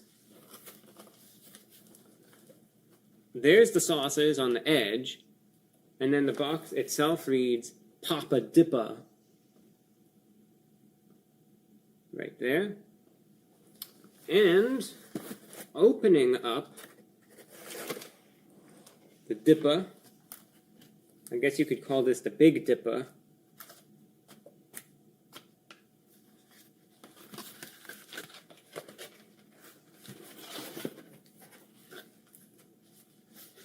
I'm just going to hold it this way because it's easier. In all its glory. I'll get a little thumbnail shot. Like so. And I'm going to pause it real quick for reasons you will very soon see. And now perhaps you can see why. I wanted it to be like that, and it could make for perhaps a good thumbnail. But that's what it looks like. The pizza. No. And the dipping sauces. Now, you could get this with other toppings, but it's heavily promoted to be a pepperoni pizza. So that's what I went with. And let's get a slice, first and foremost, and just try it out.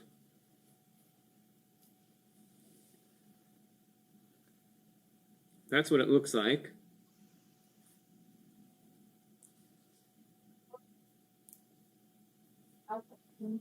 So let's try out the base first and foremost and see how this is. The Papa John's Papa Dippa going in.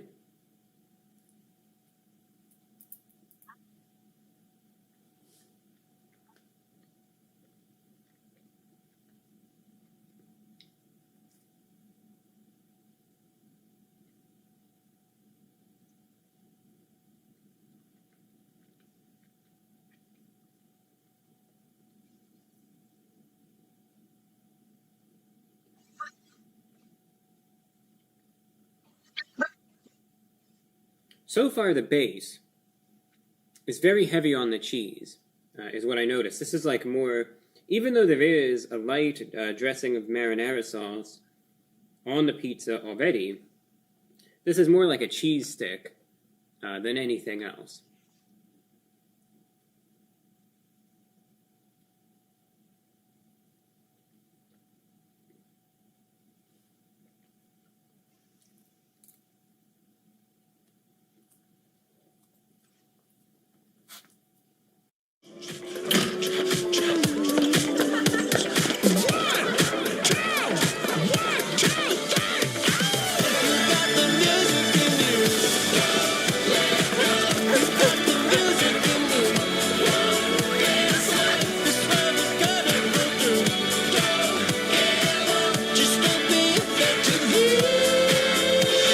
telling you, I know I'm weird, but I don't like these store-bought cigarettes anymore.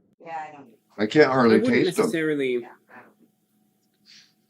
don't know if they're rolled It's too not tight bad, but I almost, wouldn't say it's overly flavorful. which is, they last longer. I get it. As a base itself, purely without any dipping sauce, I would kind of say, well, it is missing something a little bit. But I do realize, of course, that essentially is the entire intention behind these sorts of items, right? Where you're thinking, well, it does need something. Well, yes, it needs the sauce to dip it with. But, it's chewy. It's not the crispiest pizza either. It is a little thicker. Don't think this is like a super thin crust pizza. It's more like a hand-tossed style pizza. But obviously easy to eat, easy to dip. And, it is quite greasy as is. But again, looking at it just as a base, I think the base itself looks a little more flavorful. It's a long day for her, but I think she has fun. Tastes. But again, And once a week is for it to perfect. serve as a platform for these Yeah, different it's a long sauces. day, but it's First, only once a week. we will try out the special And she's around other garlic people, dipping other sauce. kids. This is just the standard garlic sauce that comes I love with you guys. Be every careful. Have a good day. pizza from Papa John's. Let's try that out.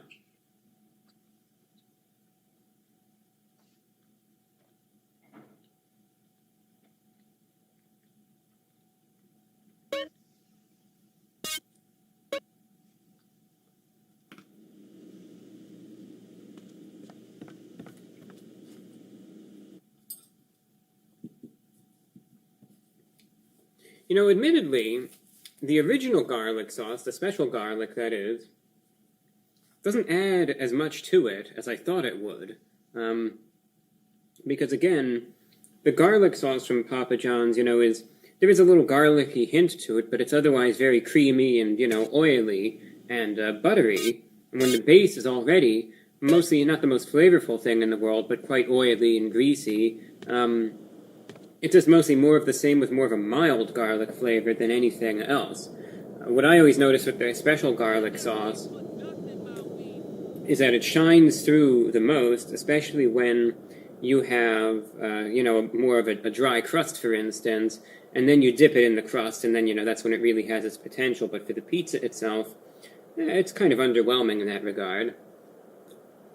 But fear not, because we now have 3 additional garlic sauces that maybe will turn everything around. So, this next one that we have is Papa John's roasted garlic parmesan dipping sauce, which comes in this container.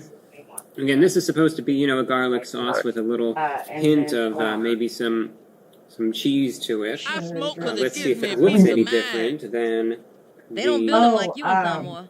Other one, and actually, it most certainly does. This looks almost more akin to, I believe, a ranch charge just to get it rolled up. sauce. You know what I mean? I think I can Here's put a new enough slice in for this. But I Let's see already how this thought works. about asking them for an estimate just to look at it Mm-hmm. and see if they could, get this just stay up. Yeah. Right. So you I'll might. ask. You might. Yeah. I will. I'll tell them it just broke, and yeah. I love you. Be careful.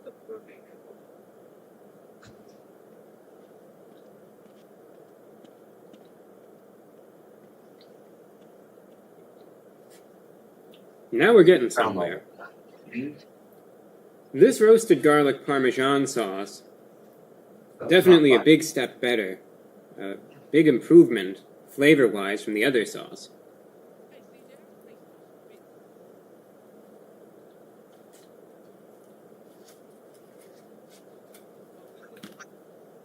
You can taste that Parmesan note in it, but at the same time, it's a bold sauce, and it does have this very robust, almost tang to it, which actually does a really good job cutting through all of the more monotonous, oily, and fatty aspects of this pizza base itself.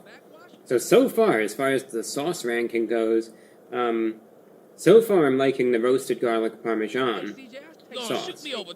I'll take a sip of water to cleanse the palate. Now we shall repeat the process with their garlic hot honey dipping sauce, Sounds like an interesting combination, honestly, of garlic, hot honey. I would assume there's some spice to it. I mean, it certainly looks spicy. Right there.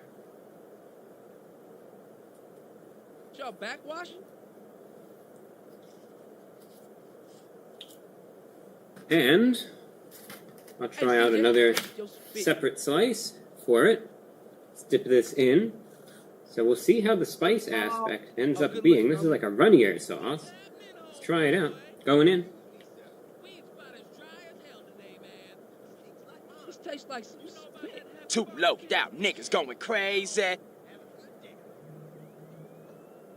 Ice cold.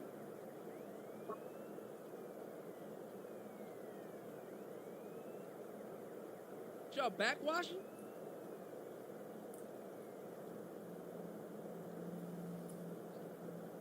Hey, CJ, I taste your spit.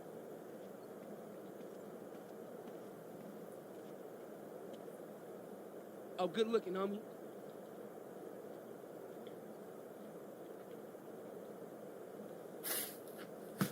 This tastes like some spit. Not the biggest fan of that one. Love you good. No.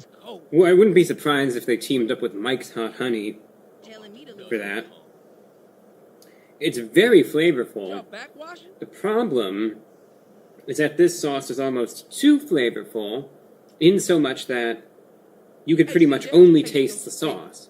I think the whole concept behind this style of pizza, of course, is to try to have the perfect combination of both the pizza as a platform of delivery for the sauce and have the two complement each other.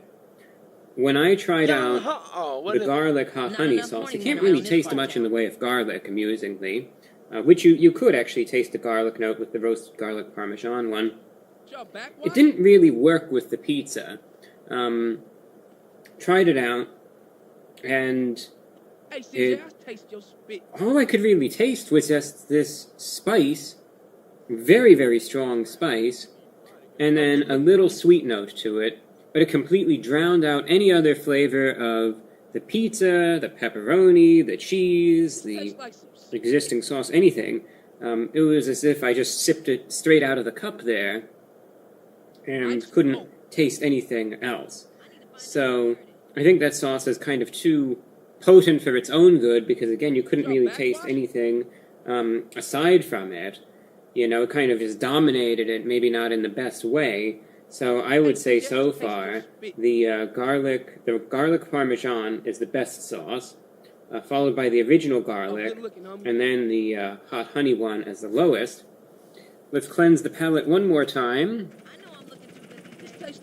And now, we'll try out the last one, which is creamy garlic pesto dipping sauce. Yo, you dropped the bomb on me. What it looks like there.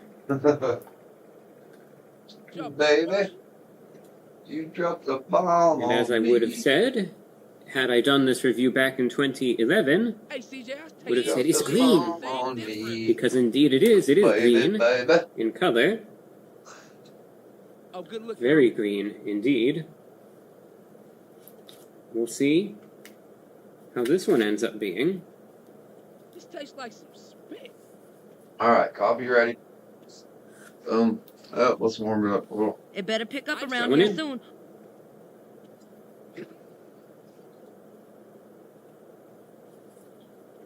Y'all backwashing? Welcome to the machine. Okay, here we go. Hey, CJ, I taste your spit. I sure am craving some Mr. Whoopi. Oh, good looking, homie.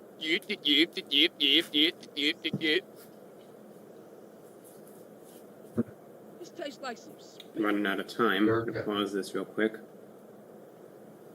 Okay. So the pesto sauce is interesting. It has this freshness to it, and again, like a very strong herbal quality as well, that does, again, a good job cutting through the base, but complementing it as well, with a little garlic note as well. But pleasant, I would say.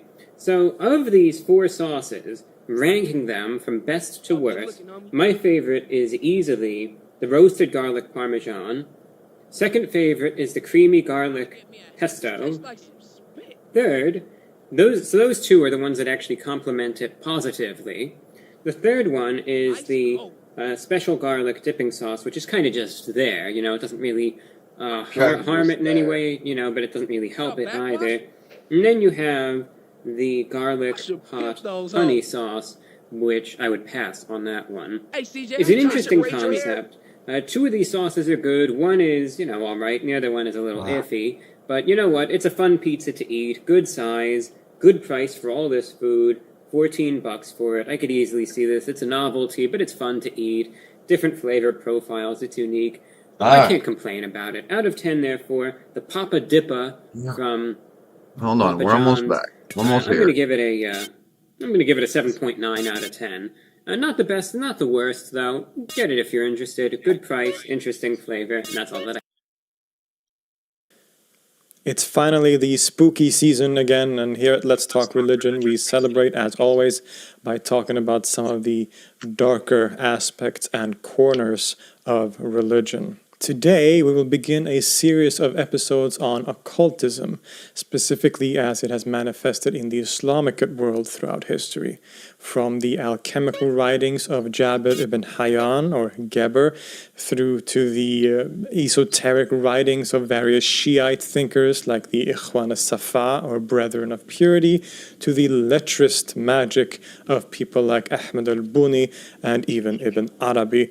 There is a vast history and vast literature on this topic, and the occult sciences is something that has flourished in the Islamic world throughout history. So let's dive into this world of talismans, magical healing bowls, and alchemy in this introduction to the Islamic occult sciences. Man, you spending too much time.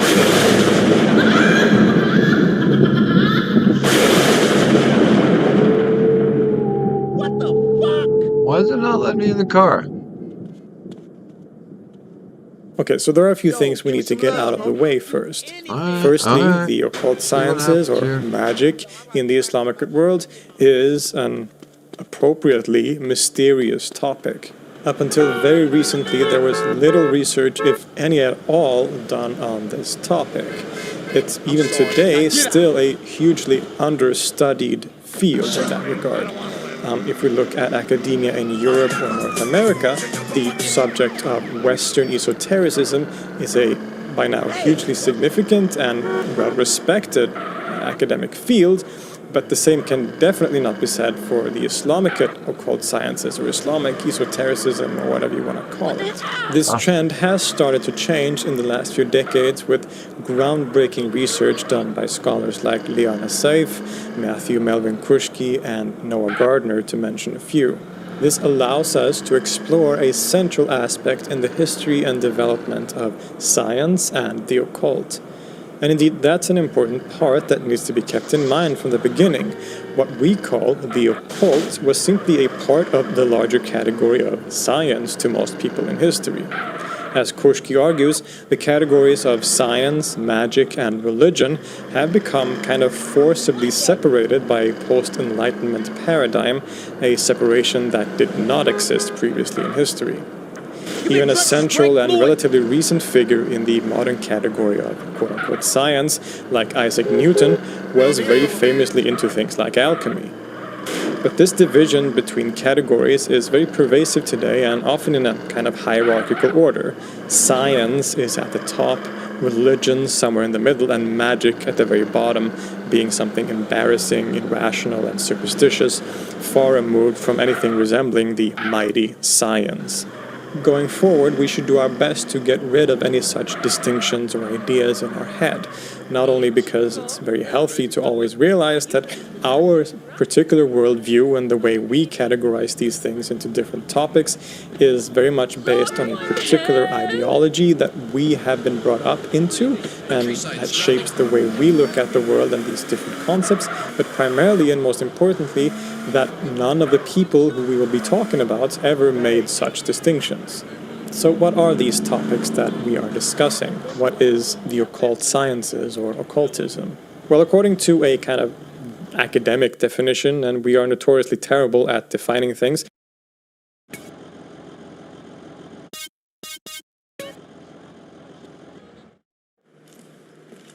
Carl! Dang, Where are you off to? shit. Where you running off to, Carl? I thought we were friends. Yeah, whatever. As an officer in charge of putting an end to gang violence, I find myself in a difficult moral position, Carl. Yeah, right. Carl, I'm hurt. I truly am. And just as I was about to help those poor Grove Street boys. Oh, yeah? How? I like the status quo, Carl. I like having all you bastards doing my job for me, blowing each other's guts all over the sidewalk. Dumb bastards. Now, if it's brought to my attention that one tribe gets an unfair advantage over another, that truly troubles me, Carl. So what you saying, man? I'm saying the ballers have brains, Carl. They watch the news. I'm saying they're making friends, cutting deals, and tooling up for more than half-assed drive-bys. Lots of cheap guns coming into America since the fall of the wall, Carl. Man, cut that bullshit, Tenpenny. Just say what you mean, man. Go check out a busy freight warehouse down the docklands and you'll see what I mean, Carl. Yeah, okay. Y'all take care now. For sure.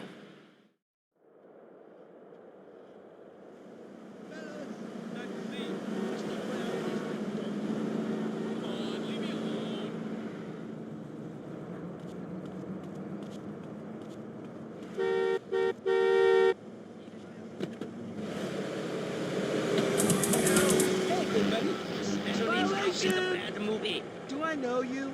I didn't think so.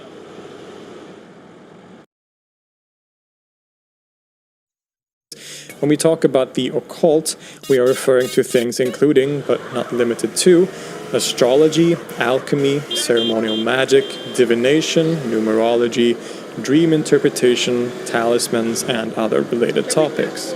Did or does these things exist in the Islamic world?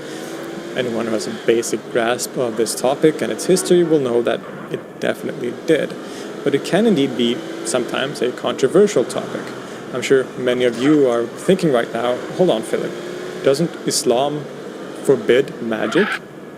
Well, it's complicated.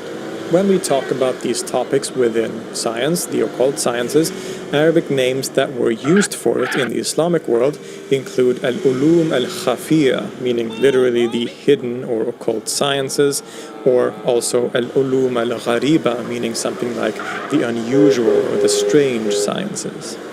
As we saw, this wider topic also includes categories like magic, a word that is really annoying for scholars since it carries a lot of negative weight and is, surprise, surprise, really difficult to define properly. In a very simplistic way, we can say that magic is the process of affecting the world around us in hidden or superhuman ways, or taking advantage of superhuman powers to affect the world around us. The closest Arabic equivalent to quote-unquote magic is the word sihr. And sihr also has very negative associations in the Islamic world, especially today. Translating sihr simply as magic involves a lot of problems, however, as the Arabic term could be used in many different ways by different people. Many, if not most, perhaps Islamic scholars today would claim that sihr, or magic, perhaps better translated as sorcery, is absolutely forbidden in Islam. But in fact, this was not necessarily always the case. Now, this can be a very controversial topic.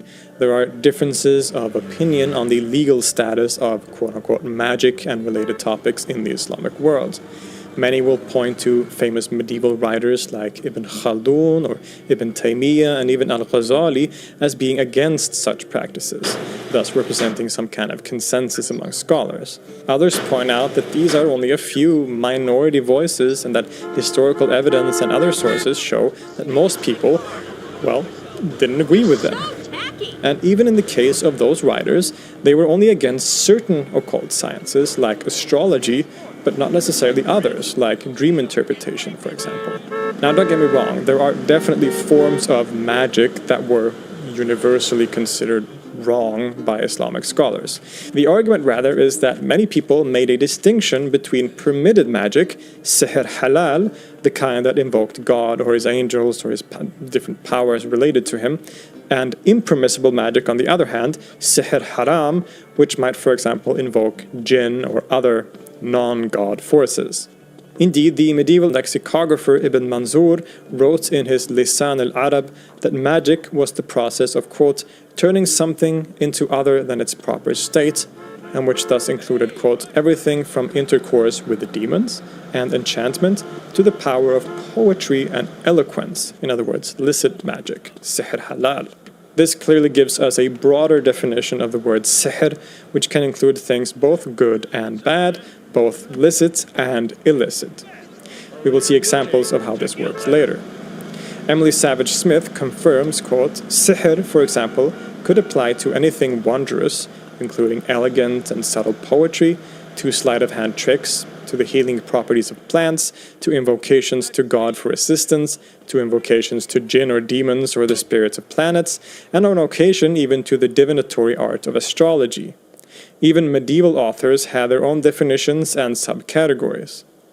Magic seeks to alter the course of events, usually by calling upon a superhuman force, most often God or one of his intercessors, while divination attempts to predict future events or gain information about things unseen, but not necessarily to alter them. And when it comes to the occult sciences more broadly, figures like Miskawiyh and indeed famous philosophers like Al-Kindi considered things like astrology to be part of the natural sciences. So it's not necessarily true that all these occult sciences were seen as such by these medieval thinkers. Indeed, most of these things were seen as part of the rational natural sciences or rational philosophy in that sense. The question of whether or not these practices are allowed in Islam is a very complex topic, and I'm not really in a position to answer that question. I am not an Islamic scholar, I'm not a mufti, and I will leave that discussion to people who are more, has the authority to actually speak on it. This is also the reasoning behind the title of this video, Introduction to the Islamicate Occult Sciences. I chose to use the word Islamicate rather than Islamic to highlight that these are practices taking place in an environment dominated by Islamic religious and cultural paradigms and political rule, without thus necessarily claiming that they are Islamic, as in connected to the religion of Islam or being religious per se. As for the occult sciences, rather than a word like occultism, for example, I follow the reasoning of Liana Saif in arguing that on the one hand, occult sciences actually is a more direct translation of the terms that were used by many of these scholars, like ulum al-khafiyya, for example, but also that this avoids direct associations with occultism as it came to be manifested in, particularly in late 19th century Europe, for example, when there was this mass movement of occultism. So the question if these things are allowed in Islam is not for me to answer. I'll leave that to people who are authorized to talk about it. What we are interested in here, and what matters for our discussion, is rather the question, well, did the occult or magical sciences exist in the Islamic world, and do they still? And the answer is definitely yes, it did, and it does. The reason that there has been so little research done on this topic, and that there's a kind of denial about its very existence, goes back to, at least partly, to colonialism and Orientalism. The colonialists and Orientalist scholars of the past would often point to the widespread practice of occult sciences in the Islamic world as a sign of their backwardness and primitiveness, thus contrasting it to the enlightened and rational West. This resulted in a counter-reaction from two directions. Later scholars who wished to undo these questionable depictions started to emphasize other aspects of the Islamic world, instead highlighting quote-unquote rational figures like Ibn Khaldun, who represented the opposite side of the debate. And the same kind of reaction happened in the Muslim community itself. there was an attempt to distance oneself from all practices considered occult, magical, or irrational according to modern Western standards.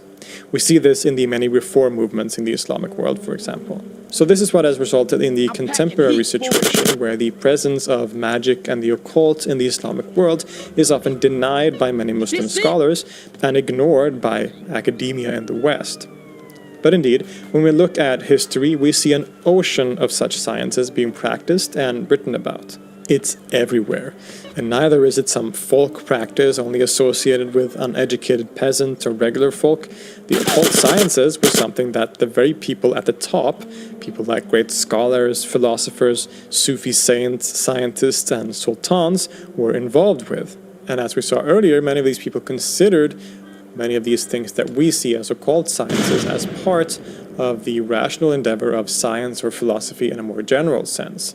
So let's jump right in then. What were the occult sciences in the Islamic world, and who was involved with them? We find examples of such ideas and practices from the earliest periods. Of course, most of them existed since antiquity.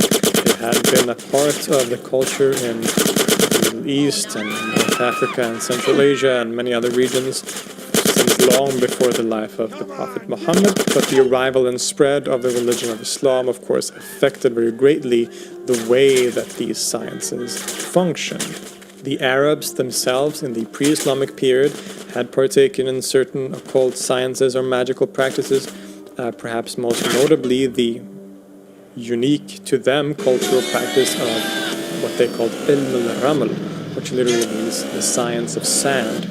More commonly, the word used is geomancy, in which one would draw in the sand to predict things in the future. It was a kind of divination.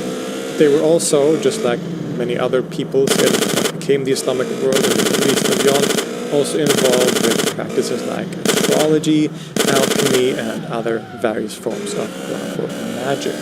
Now, some magical practices appear to be, and were certainly interpreted as being, condemned by the Quran itself. For example, in Surah Al-Falaq, one of the shorter surahs in the Quran, it says that I seek refuge from those who blow into knots, essentially, which most interpret as referring to some kind of magic that was practiced in pre-Islamic Arabia. But many also interpreted this as only condemning certain practices that were directly related to paganism, so pre-Islamic paganism or other practices that in some way invoked forces other than God, the monotheistic God, so other deities, for example. In other words, with the spread of Islam, we don't see a disappearance of occult or magical practices at all. Indeed, in some cases, we even see an increase in this kind of activity. The Muslims adopted a lot of the practices of the cultures that were conquered and in surrounding regions.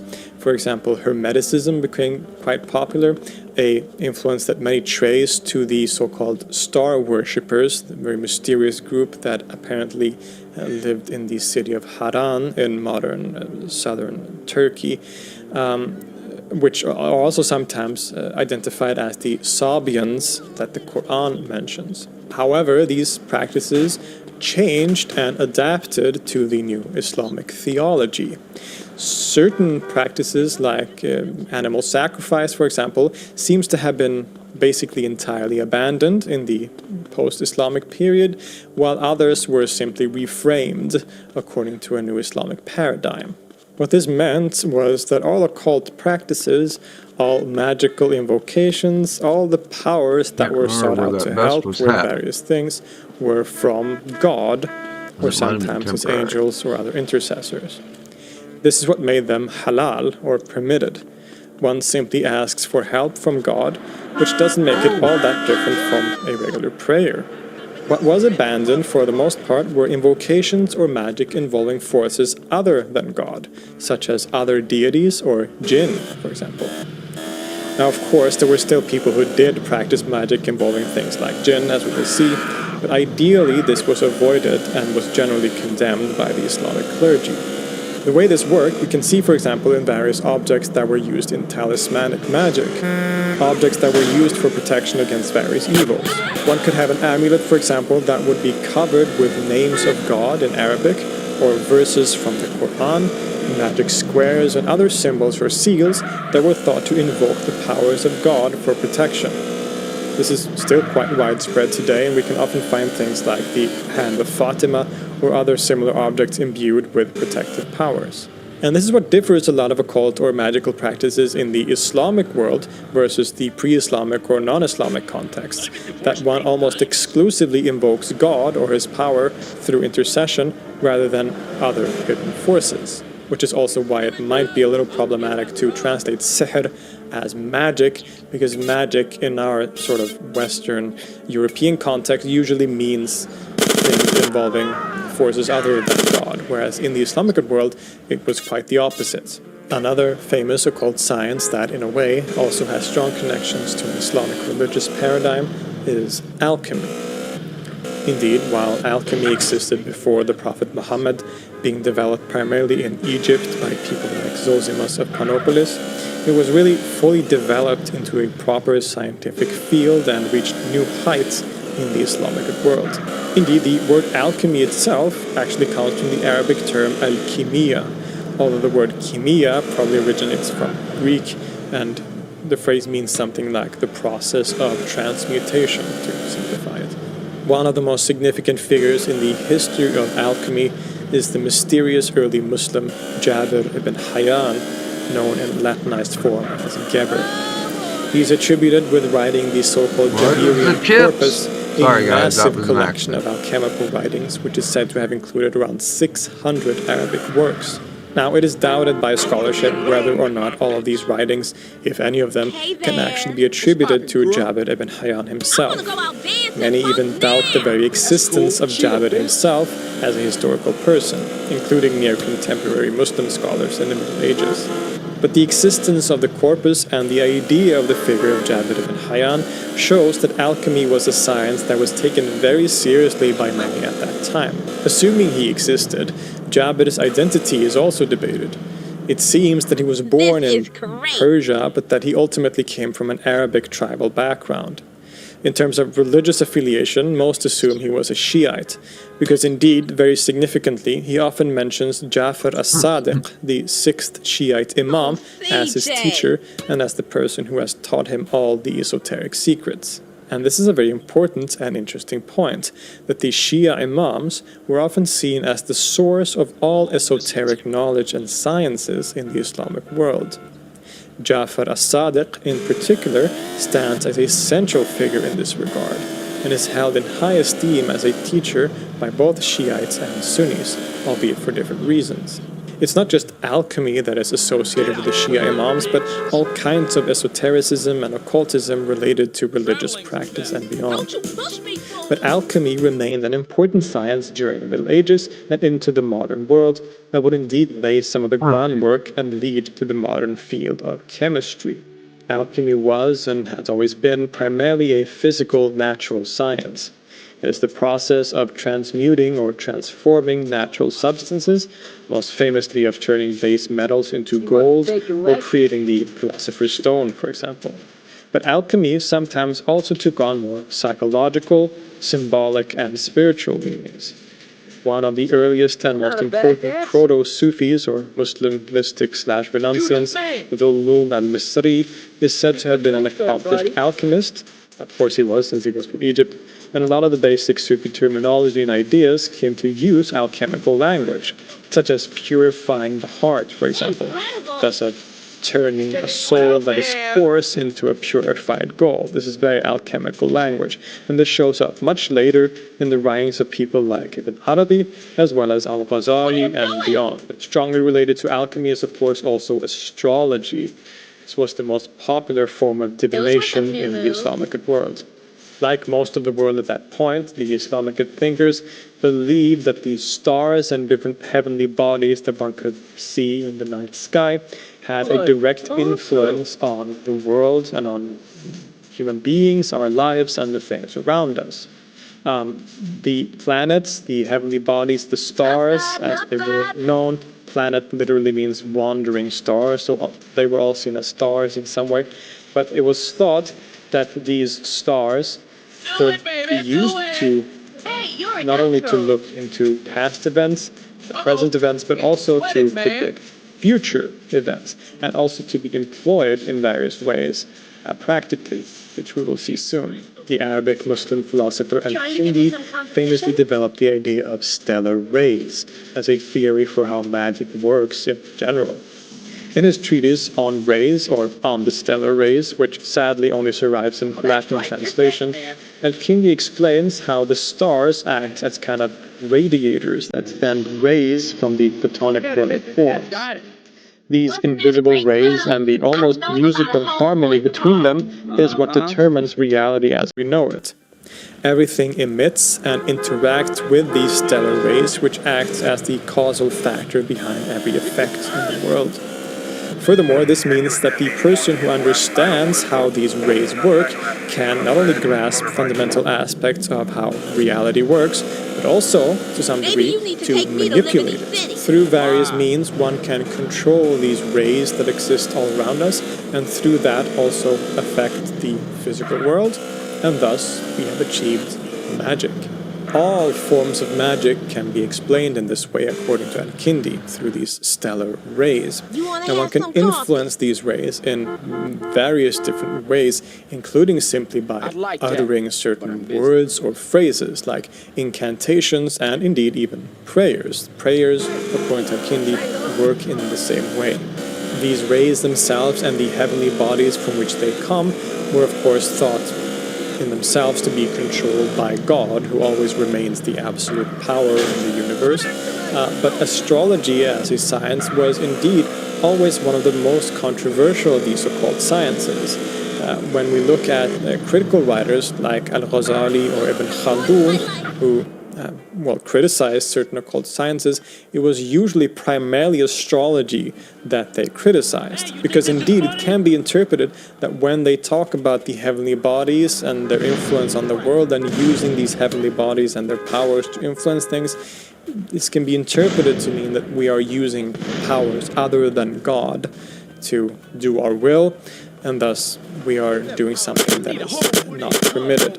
Whereas for these actual scientists like Al-Kindi and so on, when we are using the powers of the stars, we are actually using the power of God only through a kind of intercession, in this case by the heavenly bodies. God, as I said, always remains the absolute and ultimate power, at least according to these practitioners themselves, but the critics had a different view of this. So astrology has always been one of those most controversial of occult sciences. In any case, astrology itself continued to be a significant field after this, and still is today, as most of you know.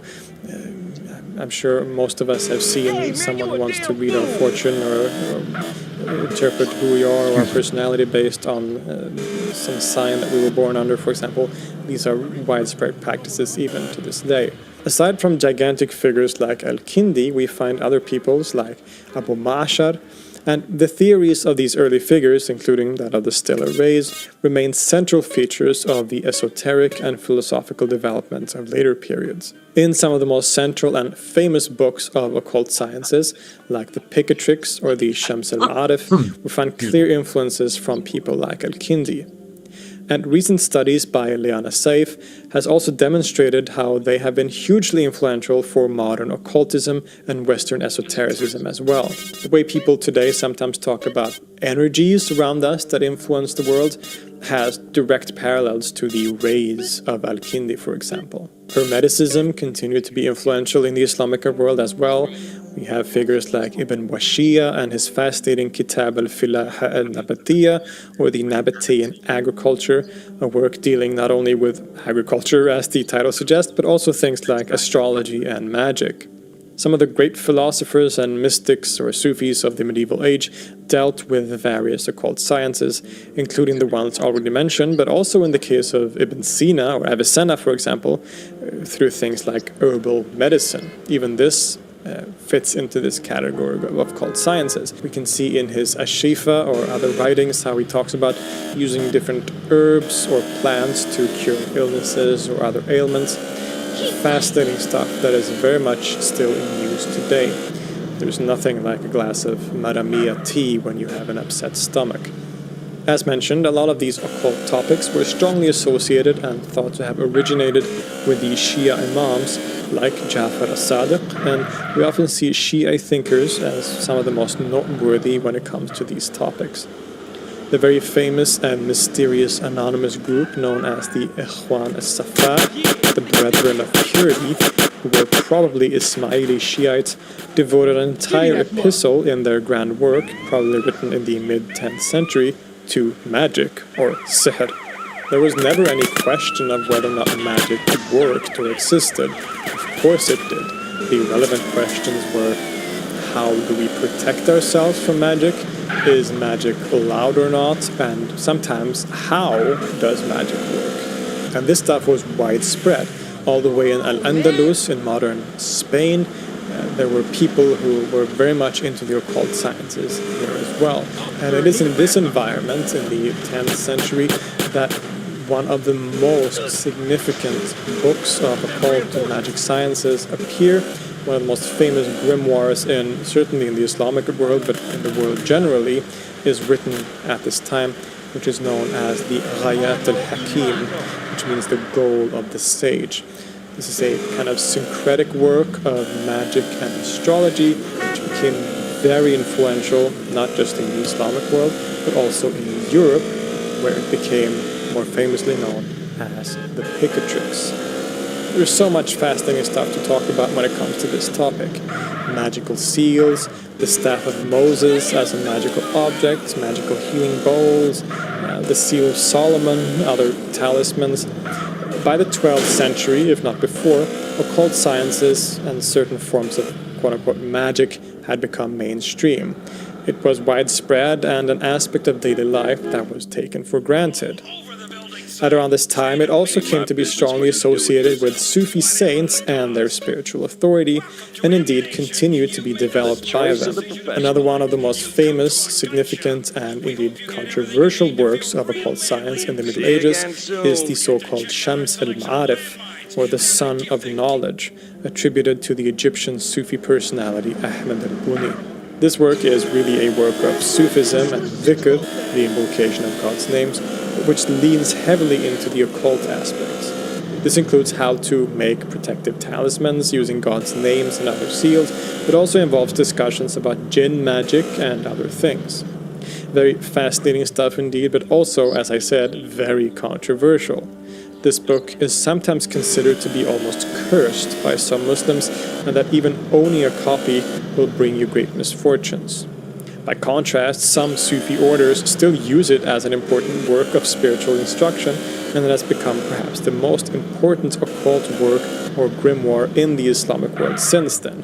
The Ghayat al-Hakim, or Picatrix, became very famous and influential in Europe primarily, whereas the Shams al-Ma'arif, attributed to al-Buni, has probably been the most influential and famous such work in the Islamic world in itself. At around the same time as al-Buni, we have the greatest sheikh, or Sheikh al-Akbar ibn Arabi, who in his writings like the Futuhat al-Makkiyah employs various occult sciences symbolically, including astrological speculation and its alchemical connections, as well as, much like Ahmed al-Buni in the Shams al-Ma'arif, the ideas of ilm al-huruf, or the science of letters. Especially around the 13th century, this became a very significant topic and subject.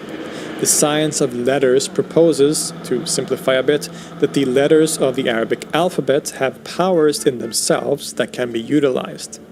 Indeed, Ibn Arabi begins his massive compendium called Al-Futuhat al-Makkiyah, or the Meccan Revelations, with a discussion on the science and secrets of letters, the different associations with lunar mansions, planets, and other heavenly bodies. This is also a good example to show how intertwined a lot of these occult sciences were. Even something like the science of letters were deeply connected to astrology, which in itself is connected to alchemy. So all of these topics are seen as parts of a single thing. To Ibn Arabi, creation is essentially the speech of God. It is the nafas ar-Rahman, the breath of the All-Merciful. exclaimed in the originating command kun, or be, as in the Quranic kun fayakun, be and it is. In a very real sense, to Ibn Arabi, God creates the world through words. Everything in the world is made up of words and their constituting letters.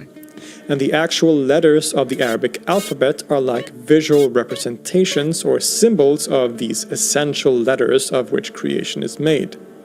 This means that they have powers to affect us, like when we recite names of God, letter combinations that are indeed very powerful. They don't even know what that symbol means And this anymore, stuff wasn't unique to Ibn Arabi. Even outside of an Islamic religious framework, we see similar ideas flourishing in other traditions, such as in Kabbalah or in Jewish mysticism. Contemporary figures like Abraham Abulafia view the Hebrew alphabet in a very similar way. And the already mentioned Shams al-Ma'arif also talks very significantly about the science of letters. As you can tell, there is a lot to go through here. There's so much fascinating stuff, and you've probably noticed that in this episode I've only touched very briefly on each topic. This is because I plan to do separate episodes for many of these subjects, from talismanic magic to the Picatrix and the Shams al-Ma'arif in themselves. In this episode, I've instead given you a general introduction to this topic, an overview which will prepare us to later dive deeper into these separate topics in future episodes. So I'll see you then.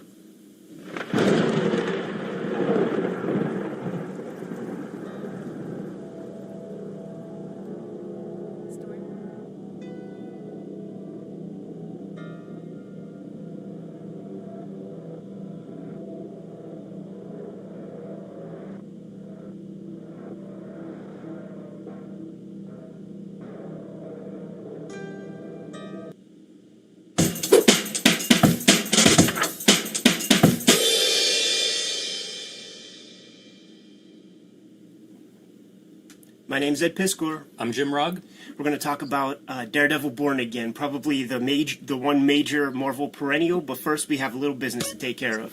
Yes, my new book, Octobrion in 1976, world's first blacklight comic book, is out everywhere now, including places like Target.com, which is so weird to me. Love it. But this is a book, it's printed with fluorescent ink, doesn't look like any other comic that's ever been made before, Russian underground superhero from the 60s. If you're into weird comics, if you're into comics that don't look like anything else, you want to add this to your collection, and it's available in comic shops everywhere as of this video, so pick it up. Great book, man. Congratulations on the Kickstarter, Jimmy. And right now online you can bid on Hip Hop Family Tree original artwork is available through Sotheby's right now, and their first hip hop auction ever. For those who are looking for the Buy Me Now option, the Ed Piskor Studio Edition is out there and available, $150. You get it from Fantagraphics.com, you get it from your local comic shop, and if neither place has it in stock, then you could go to some online service. But also Patreon.com/Ed Piskor. I'm serializing my Red Room comic strips. It was a 3-page week this past week, Jimmy, and the idea of the comic is that it is playing on a modern day urban legend where there are people live streaming murders for fun and profit on the dark web. And in my idea, this kind of thing has been going on for quite a long time. So this past week, I was capturing some of the snuff era of VHS Red Rooming. Yeah, and also the Jim Rugg era of being 12 and loving the VHS, the VCR, the old kind of TV, man, that's awesome. Had that TV, remember, Tint, Sharpen, and then what were the other ones? Classic. Patreon.com/Ed Piskor, $3 gets you the archive. And today, Jim, let's talk about Epstein. Daredevil Born Again with one caveat, man. We're going to try to stick narrative-focused on this because we could take 2 bites of the Born Again apple, and eventually we will do just a specific artist-driven version of a kayfabe episode using the artist edition. But we have these beautiful comics at hand, straight off the newsstand, man, because we ain't playing. Yeah, 1986, another thing to bring up here. And this is February, cover dated February 1986. So 1986, you know, the big year when the direct market takes over from the newsstand. Ironic that we're using the newsstand in this pivotal time, this transitional period. But 86 is such a big year. It's Dark Knight Returns, which would have been coming out in, I believe it launched in spring of 86. So right around the time of this issue, you know, give or take a month or two, is Frank Miller's Dark Knight Returns, which really set the stage for what if we did superheroes for adults? And reading this, that's something that comes up to me is like, there's not a lot of context for this series, which is pretty heavy, man. It is intense. And it's intense before we get Watchmen. It's intense, you know, maybe concurrently with Dark Knight Returns, but it's out of a time whenever it's still kids. Superheroes are still for kids consuming this stuff. And man, this is a mature comic. It really is. And I'm looking through your newsstand editions here, and I see that almost every single one is approved by the Comics Code Authority, with the exception of this issue. And in some ways it's a surprise, but in other ways, with some of the subject matter, Frank Miller tiptoes around certain things in clever ways so that he just doesn't spell out, you know, she is hooked on fucking heroin. I don't think the word's Junk. ever used. Junk, smack, you know, like those Fix. words seems to get by. Incredible year, 1986 for Miller. We have Dark Knight Returns. We have Daredevil Born Again. There's Batman Year One comes out at that period, and at least one of the Bill Sienkiewicz collaborations. Elektra Assassin, I believe, begins before the end of the year. You know, being published before the end of the This year. is the they're original working on it game? for Is sure this at an this up- time. Then I think both I come don't out. even and remember. because I didn't think remember any of this till like GTA 4. Love and War comes out before Elektra Assassin. Not 100% sure. Yeah, well, and that one Sienkiewicz is working on concurrently with Elektra Assassin. So like all of this stuff is in the hopper. It's amazing to think of what's going through Frank Miller's head while all of this is being written and done and produced. You know, like we can look at it in terms of when it's released, but all of these projects are cooking at the same time for him. I gotta do bathroom and break. what is he, 28, 29, something like that? Like, dude in his 20s producing all of that. I think he made a giant windfall when he got signed up to do Ronin. For those reasons, it was considered a little bit of a flop at the time because the reward, like the money that comic brought in, didn't equal the amount of cash that he made, you know, on his advances and all of that.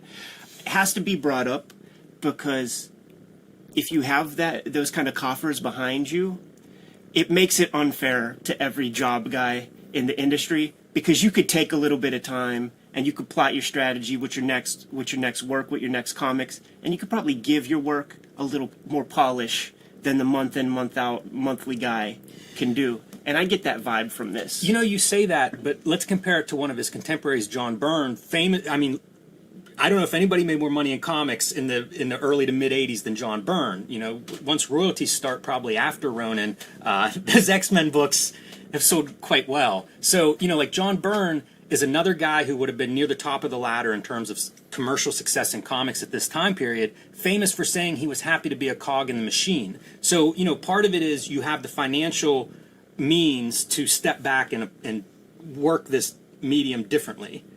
But part of it is also you have the vision and the wherewithal to look at it and say, you know what, the monthly thing isn't the best way to do this, or it's not how I want to work. I'd rather pick and choose these projects and make them special events. So a few people at least kind of had the financial ability to do that, but not all of them had the vision or the desire. Yeah, and you know, that's worth noting, but the reason I even bring it up is because Miller goes away, issue 191 or so, 2 years transpire, and he's like, I'm going to take you all back to school. You know what I mean? It's unfair to Denny O'Neil. It's unfair to whoever followed. Does Ann Nocenti come right after? Shortly after this, because we're going to see her. I think one of her first stories is the Barry Windsor Smith, and it's in the diner, and I think it's even with Nuke. So, like, definitely following in some major footsteps. And Denny O'Neil was leaving to go back to DC, basically to go back to Batman, where, guess what? He's going to invite his buddy Frank with him, and that works out pretty well. But Ralph Macchio, the editor of Daredevil, reaches out to Frank Miller because there is a big opening when Denny O'Neil is going to be leaving and invites him in. And one of Miller's things is, I'll write for Mazzucchelli. Is Mazzucchelli drawing it? I'll come in, make sure Mazzucchelli's drawing it. Let's get into the body of the comic. You know, this is Frank Miller writing. This is David Mazzucchelli drawing. Sometimes he even colors an issue or two here and there. Also worth noting that this is still Jim Shooter, editor-in-chief era. So in each issue, we have to get a little bit of the Daredevil origin in there. And Frank Miller handles it in pretty good ways with every issue. Yeah, each issue is some reader's first issue, so you do have to recap how Daredevil got his powers. Now, I'm going to assume that many of us have read this already. So off the bat, I'm actually going to jump around a little bit because I've always read this for pleasure, analytically to a certain extent, but having the YouTube channel, it's like a different set of eyes I'm looking at with this comic.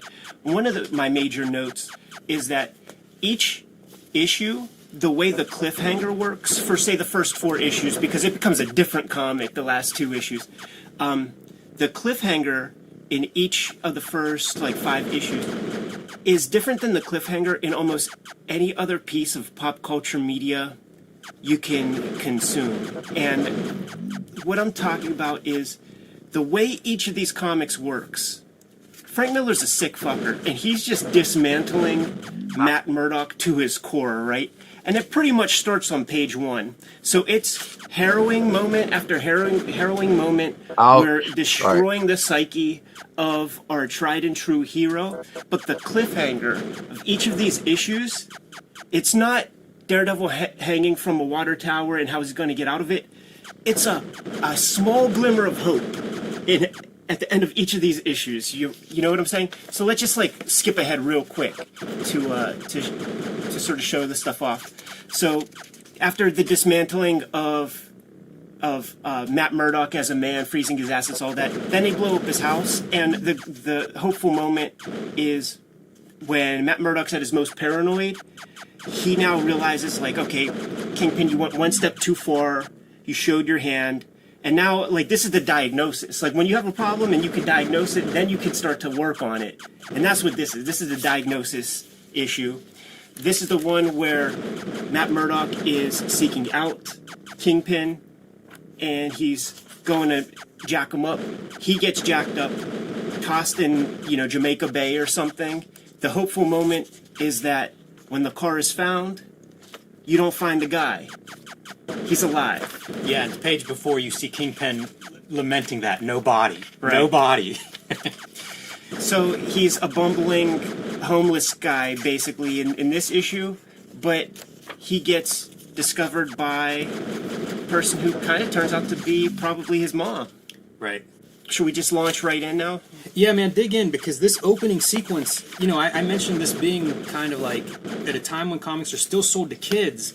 Boy, is that intense. That's Sin City right there. You could put that right into Frank Miller's Sin City of a junkie in this noir-esque, dark, almost black and white world, just selling her soul for another shot and not booze, as this scumbag that's pushing her explains. And it sets the tone. That's about as dark as you're going to find in a Marvel comic pre-1987, and it is intense. And then follow it up with Kingpin. Some of this stuff, one of the big parts of this story is Kingpin's arc, and he is trying to move toward this respectability, but mostly just from a legal standpoint. It's not that he's coming clean in any way. He wants to legitimize those businesses and bring along his criminal associates with him to basically take over the world from a legal standpoint and be on the right side of the ledger. So that's his arc, and that's what he's establishing here with some of his leaders whenever he gets the tip from the junkie that, guess what? We know who Daredevil is. Daredevil, his arch enemy, the guy who's always kept him from achieving these goals, and now he knows who he is. Talk about payback time. That's a gift. You think about these real life analogs for something like a Kingpin, legitimate businessman, but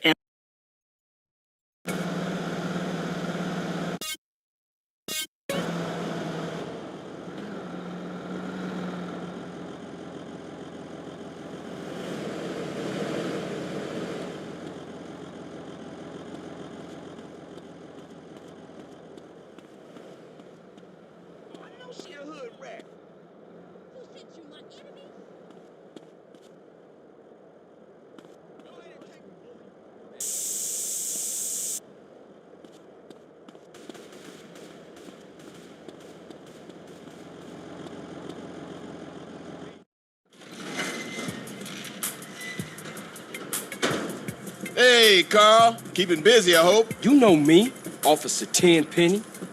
Yeah, I know you, 10 Carl. cents. I know everything about you. Don't touch me, you pig hands. That's right, Carl. I got my eye on you. And like I give a fuck. We're watching you, Carl. Motherfucker! What was that all about, baby? You tell me. Oh, hell, man. They got their nose in everything. Can't shit without Tenpenny taking an interest. The hell with him. Yeah, I guess. What's really up? Hey, thinking of taking a little ride. 3 Deep mentioned a little something that might put us deeper in the game. All right, I'm down. Where to, Smoke? Unity Station.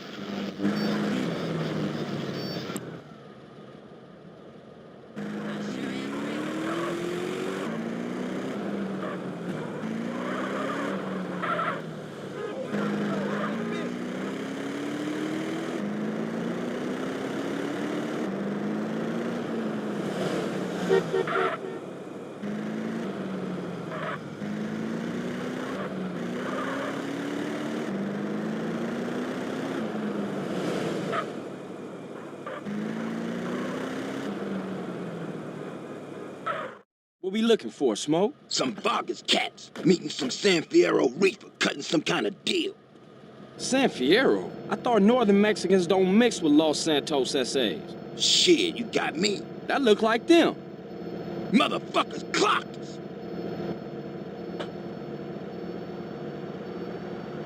We gotta get those fools.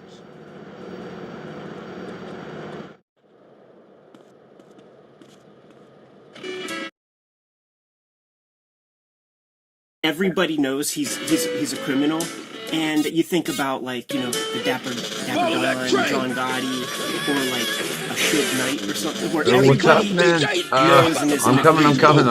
These guys do some nefarious things, and it takes a lot of red tape to try to unpack that shit. Roll up on Yeah, and they get into and that, get a like shot. washing money through casinos and stuff. Like it's kind of interesting how much of that they get into the storyline. It's a little somewhat deftly and subtly, but it's also the Godfather. You know, I mean, this is not unprecedented in the media. Miller's not invented this concept, but he is applying it. Yeah, and we have the motif of Matt Murdock laying there. That's going to be played out, you know. Get off the train.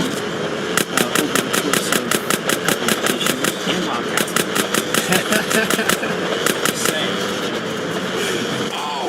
Just another day, right? The cool thing about the approach here, man, a lot of colorful happening in the background there. Probably something that was really used a lot early on with Klaus Janson, which would kind of, in a lot of ways, pioneer that approach. Maybe, you know, it's Neil Adams coming from a different place, but he's doing his comic work and is applying colorful images. There's a real through line with Daredevil going back to the first Miller run with Jansen, doing this kind of stuff. So it's neat to see what Daredevil, what defines Daredevil separates from, say, Spider-Man. The other piece is the love interest. And like Daredevil's always sort of encountered with some woman or other. You don't see that in all the Marvel comics. Move this shit, man. I'm gonna ice these fools, man. Kind of an interesting, unique quality of Daredevil for several years. Also, Mazzucchelli does all of this human part, right? Where we see sort of the creature comforts of Matt Murdock. So whenever you lose those in 2 issues, you feel it. Like whenever he's at his lowest, I was rereading this week and just felt terrible reading it because it is hopeless, it is real suffering, and I think the impact comes because we get to see this kind of the mundane lifestyle, and to see that all taken away. Not very many cartoons are doing that, and we see them focus on the story and the writing. That is a big chunk. There's a lot of storytelling that goes on just by seeing these kind of mundane, like human quality. Yeah, the set pieces and Maybe I should all of shoot that. too. There's some real good examples toward the end when Nuke is in effect that are going to be fun to point out.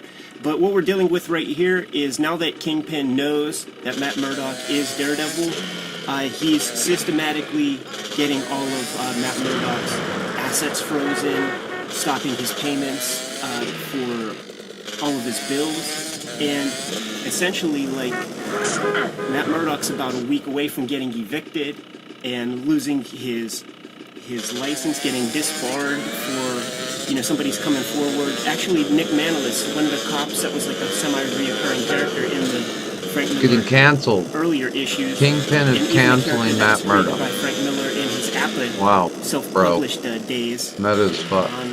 Is sort of becomes a turncoat. We talk about color holes. That's how they're making that pattern on the wallpaper. That's a pretty good use of color holes and really subtle.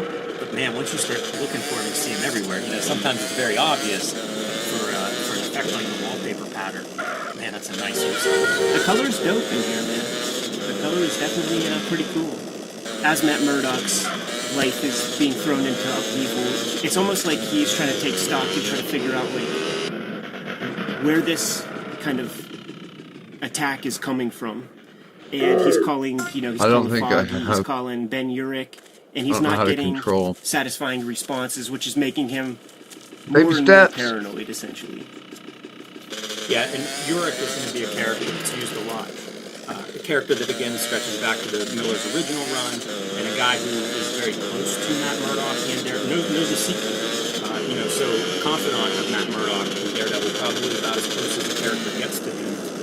And he realizes it's wrong. So Miller, this is a technique of having several voices go through the narration and point of views, something we'll see in Batman Year One. I'm not sure if Miller does it very much before this. This is pretty aggressive, where we are going to concurrently run through several characters, bouncing around from one character to another in their internal monologue. And it's clever, it's a reporter, you can do it through their stories and writing and stuff, but it is definitely like this multiple perspectives is what we're seeing through this story. Here, Daredevil's infiltrating Nick Manilis's tiny apartment to try to figure out why. After 20 years of good service on the force, why are you deciding to lie right now? Doesn't get a satisfying answer when they're sitting there talking, but Daredevil has a super hearing, and in one panel, we establish that Nick Manilis has a sick boy, and is requesting some money for treatment, which is a good touch. You don't want Snidely Whiplash, rolling fingers, mustache villains. Everybody has to have a reason, and the writer has to believe in those reasons in order for it to resonate. I do think Miller is a little over the top in his prose. It reminds me a lot of, say, Chris Claremont or something, where there are a lot of words used in this comic that probably aren't necessary. It's a little bit purpley, which could be less interesting noir, that kind of romanticized writing. And I think he is trying some new stuff writing-wise, so he's probably working out some things and becoming more confident with this approach. Yeah, I sort of adored the writing in this, because it is like the bleeding edge on the way toward Sin City, which is even more purple and over the top, but it's all to an effect. It all fits the design. I also see echoes of Dave Lapham, the guy who comes up under Shooter, and all the mundane scenes are so well depicted, and that just feels like something that I can almost imagine Shooter really trying to push on young artists. And at this point, Mazzucchelli's been in the game for several years, so not that young, but extremely good at that part. I feel like that is something that Shooter would have been preaching. Kingpin has a tail on Matt Murdock and gets daily reports about how our guy is going down his true Hollywood story downward spiral and is rejoicing in this act. And I'm going to try not to talk about the use of duotone right there, which is really awesome. It is fun to see. It's not enough that Kingpin gets the information that Murdock is Daredevil, because that's a weird tip. It's one of those. I think there was an earlier Miller story where this happened, and nobody believed. Right, Kingpin eventually is like, "That's ridiculous," or whatever. Feels that way by the end, and so he's cautiously watching this unspool, and based on the actions of Daredevil and the guys that are following Murdock, he's satisfied. So we get to see it. It's show don't tell. Right. Not an easy thing to show either, by the way. When the cameras go back to the Karen Page arc, the color, more often than not, does a really good, shows really good examples of changing the setting through color, and it becomes very arid and hot. A lot of warm colors. They also do good with making her be so empty. You know, it's white dress. It's a pale yellow for hair. It's very long, you know, washed out, and they do a good job of showing her as this strung out person. You know, Mazzucchelli, when he draws her, you see her face, it looks thin and gaunt, sunken eyes and cheeks and stuff. He does better in the next ones. Like, see, she's still, like, you know, that's a good one, but, like, in most of these, she looks a little together, but, like, when we get to, like, you know, the subsequent issues, she's getting sucked up. Boom. But here we go. Like, his assets are frozen. His friends are no longer his friends. Matt Murdock is a man without a home, essentially, and can't be driven home more than blowing up his brownstone. And this is the moment where he realizes, Kingpin, you showed your hand, man. Yeah, in the panels where that house actually blows up, you see, like, even the straight edges around the panels are being used now to show the world shattering. It's no longer straight and up and down and stuff. This is where he sort of goes on where it is too far, and that's what his inner monologue reveals is like, I know it's the Kingpin because this is too much. It's one step too far. We see it emotionally, visually, and then we hear it, we read it. Love this cover effect. So this is the fractured piece. This is something I think we see in other covers, but if you look, this isn't really torn up. It's actually just drawn that way. And the color hold is your magenta on top of it. You want a pizza or but what? it's not clean tears. Sometimes you'll see a cover that is cut up and, you know, pieces are moved around. This one is just, it's all drawn. It's all like an optical illusion by the artist. But this is the fracturing of Murdoch. And it's Murdoch on the cover, not Daredevil. Continuing the motif of Matt Murdock laying there. This time, it's not that beautiful, those Hell's Kitchen digs, man. Also, half the size, the bed. We're down to a twin mattress now. And he's super paranoid, man. Everybody's coming after him. He doesn't have a friend in the world. So when the guy is knocking on the door, trying to figure out, like, yo, man, you gonna pay this month's rent or what? Or tonight's rent or what? Matt Murdock fucks him up, man. Come on, get out of here. Big contrast in panels between the smaller and smaller little rooms that Murdoch's in. Where we get the Kingpin, it's this big, expansive, almost not even a wall there as he's looking out over surveying his city. Quite a contrast from the little $7 that Murdoch's stuck in. Yeah, this is where you get the Raymond Chandler voice bit when he's like, you know, I had $10 in my pocket, and this hotel gave me change. Cheerleader with fake guns, but some of us think a little more exotically than this. Next caller, Ramos, buenos dias and noches. If you don't smile, I won't deep. This is what I think of when I read the sequence, is like Murdoch's come unwrapped, like he's fantasizing about, you know, going and beating up Kingpin. Not exactly what you think of as Matt Murdoch, who's usually calculated lawyer Matt Murdoch. But this lack of sleep and discomfort, he's kind of out of his mind. And we see it when he chokes out his little tenement landlord guy right here. Dude. Stalking him. Stalking him in that tiny room. And then the twisted Dutch angle as he's like wandering away, the distorted color. Yeah, it's that Kriegstein vibe. Kingpin continues to get his reports on Matt Murdock and how he's doing emotionally. One of Kingpin's goons is trailing him on a subway car and kind of made note that, yeah, this blind guy fucked up a couple guys, but not until, you know, he personally was in danger, which would be atypical for a super heroic film. Back in the arid conditions, Karen Page, she's calling up. No, she's calling Matt, and the numbers are missing. Yeah. And that's a really great panel of her in this bar finding a public phone to use. It looks so out of place and dressed inappropriately with where she's at. She's kind of in the same homeless situation that Murdoch's in, where she has no friend, no one to turn to, nothing, you know, but the limited clothes on her back, and is just desperate. Yes. When we were covering some Todd McFarlane work over the past couple of weeks, I was making note of like these weird like color shadow things that he did that never work, and I fucking don't understand it. And when you see it here, it's like they need the money and I need the company.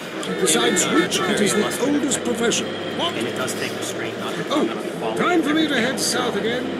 I'm James Batista, and this is Ben Urich goes to J. Jonah Jameson, and he's a blood-in-the-mouth reporter, man. So he's This like, is he's hot on a WCTR, story. committed to bringing you shows like The Wild Traveler, the show that takes you around the world and abandons you at the airport. We'll see how this plays out. in 1 minute I like flat. Complex issues in 60 seconds. WCTR. It's an interesting portrayal when you think of him as chasing Spider-Man. When I usually think of him, to see him as this publisher and very serious about it. 75 for a mess. And we're already 3 months late with the UCC addendum after. And here's the juxtaposition as you were talking, man. Karen Page and Matt Murdock, no friend in the world for hopeless situation. Matt Murdock confronts Kingpin. We have a silent sequence with some of that like Bam Pack Flow, Adam West sound effect lettering pages. Kingpin gets the better of our guy. We flip the page and we see the checker cab, one of those giant checker cabs, man, that could fit 13, 14 people inside. Matt Murdock is in that cab, in the river, in the Hudson. Bottom of the river. And Kingpin can't be more satisfied until he discovers that there is no corpse. So once again, continuing that thread of 22 pages of harrowing business and then one memory of hope at the end to get you to come back in the next month. Go back to the cab there, Ed. You mentioned color a couple of times.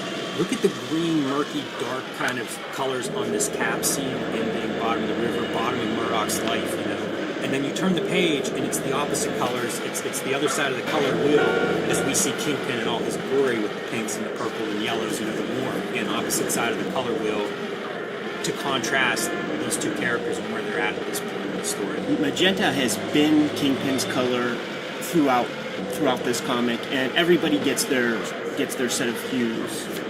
Boom, Pariah. All of these titles have some sort of Catholic biblical connotation. Of course they do. And let's continue the motif of Matt Murdock laying there and getting the origin across in one fell swoop. Right. Some fun stuff cartooning-wise with the big lettering and stuff. They really do well with that. Whether it's color, whether it's lettering, to emphasize both the mood and what is happening. It's like whatever tools they can bring to it, and man, they have a lot of tools in their shed. They have such a command of the comic book page, and being able to play around with that stuff in a Marvel space is commendable in and of itself. Pretty great here. We're seeing like almost the dreamscape or whatever, the subconscious darkness, and you get to see a little bit of silhouettes, very effective and graphic. But this is a foreshadowing of what's to come. So it's a memory of his childhood whenever he was in its darkest moment and being comforted by this woman with a cross around her neck. As the camera just pans back further and further on Matt Murdock's face, keeping the same rhythm going. Little catch up there. A couple pages Mazzucchelli can catch up deadline-wise. Probably very appreciated. It works, man. Boom. Now he doesn't even have four walls to sleep inside of, man. He is what was that guy? Jacob Marlowe from Wildcat? This is the Wildcats homage right here, man. Christy Steele's back on the color. I think it might have been Mazzucchelli that colored the second issue. Yeah, Mazzucchelli colored. Oh, I didn't realize 228. That. Interesting. I'm less interested in the Foggy Glory story. Yeah, Foggy is considering his role historically with Daredevil, I feel like he's a little underplayed in this story. Ben Urich is a much bigger factor and seems much more concerned about Matt than does Foggy. Here we go, man. We're a little callback panel to the splash page of last issue and the Ben Urich story, complete with the serifed lettering font right there. He's going to go see what's up with Nick Manilis, man. Why did you narc out a good guy? You've been a good cop. I've been a reporter as long as you've been a police, and always knew you to be a stand-up guy. But what the hell's going on now? What's going on is his kid needs work done, and still in that same composition. We got this nurse lady sitting right there. She's got a puss on her face, and you could tell right there. Shades of One Flew Over the Cuckoo's Nest. Yes, I was thinking who would play this lady in a perfect world, and it would actually be a mixture of if Mrs. Garrett from Facts of Life had a baby with Anne Ramsey, the mom from Goonies, it would be this. That would be the lady that would play her. That's great. In the Daredevil Born Again movie. This is a great setup, though, from a writing standpoint, because it's the reporter, similar to a detective, sees something that doesn't add up. I've covered this cop my entire career. He's always been a straight shooter. What's up? Something's wrong. And that's where he goes. It's a very easy line to follow as a reader. It makes perfect sense. All the characters remain true to themselves. This is a good subplot. And you know, maybe that's why we get to spend more time with Ben and less with Foggy. Mazzucchelli really sells the body language in almost every panel, and I think a lot of it is posed, not necessarily using photographs, but definitely looking at real human figures in contorted situations. Certainly, this glory picture, like that looks lit and composed and everything. This sequence with Matt Murdock crossing the street, and he gets jacked up by the car right here. When you go from nothing to beyond mid-crash, like it really feels like that car was careening. Yeah, that's a great bit of emotion too, like just having him go 90 degrees. It's very offset, and usually that might be an object that's being thrown or bouncing around for a human body. It's a pretty good way to depict action without becoming a cartoon. Ragdoll physics. But yeah, that's the thing, like, there's very little cartoony imagery, but there's also no static Rex Morgan and the clinical clip art. You know, it's very organic and lived in. And Jim, I asked you, what would a Daredevil comic be? What would a Frank Miller Daredevil comic be if Turk didn't show up one time? It's a pretty savage Turk, by the way. Like, I always think of him as being kind of a comic relief in a way. Illustrating how down in the dumps Matt Murdock is because he lets a punk ass dude like Turk, stab him in the jibs. And there's a good Mrs. Garrett and Ramsey. Yeah, right there. Good body language again, and that's probably some of the more static, stiff kind of drawings. But there's just enough there to let you know this is a heavy walk those guys are taking. Karen Page knows she did wrong she knows she did wrong from the jump. When she called Matt Murdock and got no answer, she knew that there was big trouble, and even in her dope sickness, she needs to get back to the States by any means necessary, and this guy's going to put her to the test, man. Yeah, and she is ex-porn star, right? So, like, part of the reason that some maybe shady businessman would be interested in her, even knows who she is or why he'd be helping her out, some quotes around that, could be because of that reason, because she has some notoriety in her checkered past, which, again, pretty unusual, I think, for a kid's comic. Dude, that one of these characters is an ex-adult film star. She's an ex-adult film star. She's on, Junk, Smack, and here she's bartering with her vagina to get back to NYC. This is approved by the comic code. You know what this tells me? The comics code at this point was definitely such a vestige that probably when the code was initiated 30 years previously, those same people are working there, and they don't know what Junk and Smack is. By the way, 2 issues later, it doesn't make the comics code. They may have gotten reprimanded. Maybe a boss heard about it from some mom somewhere. Continuing with Mrs. Garrett sequence, Manolis and Ben Urich are out there at the car talking. Something about the boy dies. Manolis' son dies, so he's dealing with the fact that he sold people out. Team playing sports as if they cared. Dishonest cop. And it didn't even do him any good.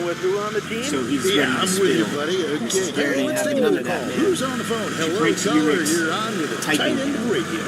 And then in this issue, always have been since day one. Been to every Urich one. is saying something. I love the games, especially I didn't get the worst of it. I had to see what happened to Nick Manolis. We don't see in this issue. We'll see next issue. High speed makes sense. Yeah, I And the old stomping ground, Matt Murdock is going to the gym with the first training pre-stick, getting some work in, but it feels like this is a little bit of a tease of things to come, because we see he can't even punch that back. He collapses. My daughter always wants to go to school. Punch. Again, the great body language, because you see there's just nothing behind it. He's leaning up against the bag more than he was punching it. Impossible to draw. These kinds of things where it's just a little bit of body weight in the wrong place to let you know it's sagging, it's leaning. Those things are really tough. And this panel says it all about Karen's journey on the way back home. We see the works on the table right here. One word in there, Matt. Matt's not in that panel. Matt's in somebody's desperate thoughts. Miller does well with some of that stuff. I think he does it really well in Electra Assassin, but this ability to kind of put a word here or there, and I think that goes back to Miller. Whenever everything was clipped sentences and short, I think a lot of those writers that he was probably into it, probably taking a page out of their book and really trying to be efficient in some of these spots. And I think it's effective there. That's a painful caption. And here's this glimmer of hope for this issue. And the final bit, there's still no corpse. Like this was a whole issue where Kingpin's goal was find the body, get me the body. And at the end of the issue, there's no corpse. Just like Murdoch's running in a monologue, let's keep moving, stay ahead of this. And the conclusion that a man without hope is a man without fear. A little heavy-handed, but also loving it. You're buying it for Daredevil, so pour it on, man. Cook that up thick, Miller. Yeah, funny to think, right, that there's no Daredevil in that issue. How tough of a sell was that to editorial, You would hope not. With the track records at play, it may have been a terribly hard sell, but, this points out the idea that we think it could be a hard sell. That's the whole problem with the comics industry as Marvel DC exists, is the idea that that's somehow a hard sell. Probably one of their best-selling books in history. Right. Finna come around there and make it up to he's you, in right? like the church basement, being tended to by presumably moms. Always love whenever the title of something is worked in. So here we go. The whole storyline is born again, and this is your title. This is what it's named for. This chapter. Karen and Marco are coming up through, working their way to New York. Kingpin getting his workout, beating a bunch of dudes to fuck up, thinking about Murdoch being alive the whole time. That's the problem, man. You take your shot at one of these guys and miss. Now you're looking over your shoulder all the time. Like Omar says, man, you come at the king, you best not miss. You're going to get it. We have our foggy glory stuff that we don't care about, and then this is where we get to see what happened to poor Nick Mandalis, man. I see probably some broken bones, definitely a lot of entry wounds. But now Ben Urich's a pussy, Now he's shaking. He got his right hand torn to shreds. He's eager to jump off the case. Who chasing those Murdoch leads? Kara Page finally makes her way to Penn Station. This was the end of the road. She's supposed to be done with Marco, man. She let him get what he wanted all the way up here. What's poppin', last sentence, it wasn't enough for him. She's a pro about it. I'm your bitch. It wasn't enough for him. Kingpin is starting to unravel a little bit, and so he wants this guy named Nuke. And his right-hand man there is like, you're not serious. That guy doesn't do domestic jobs.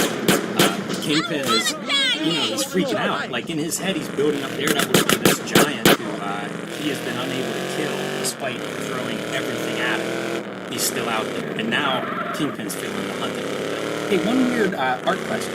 Weird that line comes out, though. Right? Strange choice there. Yeah, there's a couple of those things that happen throughout this stuff, but like, what a good choice right here, man, with this very expressive panel of Ben Urich. I think we read somewhere Mazzucchelli talking about one of the things Shooter objected to in this whole story was whenever this stuff got a little bit abstract, like some of the close-ups. I can't remember when we read it. It might have been in that Comics Journal interview with him. But this is one of those more abstract where you're starting to see rubber blankets leading in already. Murdoch wakes up in the church basement. He knows where he is. He knows he's being tended to. Facial hair with passage of time is an instrument that they're using to let us know that this isn't taking place in the course of a day or even maybe a couple of days. I don't have much takeaway, but we're going to see Murdoch's eyeballs a few times throughout the story, and it's always interesting to me, like, how do you handle he's line, like how do you draw that in a way that makes sense? And we'll see it a couple times. Like that's one of the first instances I noticed on this. As we're flipping through it right now. Yeah, Nancy Kelly, like I was going to make note of it earlier, but in these early ones, like they'll just be these black abysses. Right. Yeah, and often you see them with the glasses, like the shaded glasses. So whenever you do see it now and then, that's something I always look at just to see, like, how do you handle that? Look at them sunken in eyes, man. Oh yeah, I've had 3 kids, but I gave them away. That's gone. You see those sticking out every angle on her face. How you not see me, Mom? She gives Foggy Nelson a call. But she has to do it surreptitiously. Oh, not cool. He's a bad actor. Cuts to Daily Bugle, and this is where we see J. Jonah Jameson at his most professional. You know, like a really good kind of soliloquy about the value of newspapers. You know, we've taken down presidents, we've taken down mayors. 5 million readers worth of power. Yeah, you get chills. Yeah, it's great. It's a good scene. You get chills, and then you know, Yurik is speechless. He has nothing to say because the whole thing is he wants a puff piece. You know, he's the best investigative reporter for the Daily Bugle, but he's sort of had enough. You know, this is above his pay grade to be getting beat up by Mrs. Garrett, and Jay Jonah's like, "You're lucky I don't fire you in the podcast." But as soon as he gets out of the office, we're reminded. Maybe you need to take me to Liberty Yeah, City. maybe this paper does have 5 million readers, but guess what? There are a few employees that are on the Kingpin's payroll, and they're watching. You still have 5 good fingers, man. Fred Miller could sell some paranoia, man, and yes, and goddamn, like the stuff that he's putting that Murdoch through, and the stuff that he has to dream up for this. He had to put his mind in a place, man. So many men, CJ. Or he was drawing on some kind of experience. All right, and our guy Marco, he wakes up while Karen's about to split, but she already made that appointment, right? So like she has to go. Like if she doesn't, you know, Foggy will get suspicious, cops will get called. So this guy Marco has to make that call, and he's like, all right, I want to open a beauty shop one day. You better come back. What's he even there for? You know, like he's come to New York, presumably not just to drive her here. Like, doesn't he have some business or something? Like, you know, like when he first shows up, it looks like he's something. Even if it's something shady, it looks like he's involved in some kind of high level stuff. I think he'd be busy doing a little bit of whatever he's in New York for. We should go do a drive-by. You're my kind of girl. Yeah. Jumping back and forth. This to me, as a maker, hell of a spread, and so hard to compose. You know, because we have like one character who's kind of talking about something that has nothing to do with what Ben Urich's going on, but has everything to do with it. You know, like it's totally. Yeah, this is what you see like in TV or movie or something, where like there's a conversation going on, maybe shoot shit. voiceover, about me. or watching like the cross cutting of like this other thing that's totally relevant but happening in a different time space. Yeah, it's well done, man. For a comic, this is a pretty ambitious.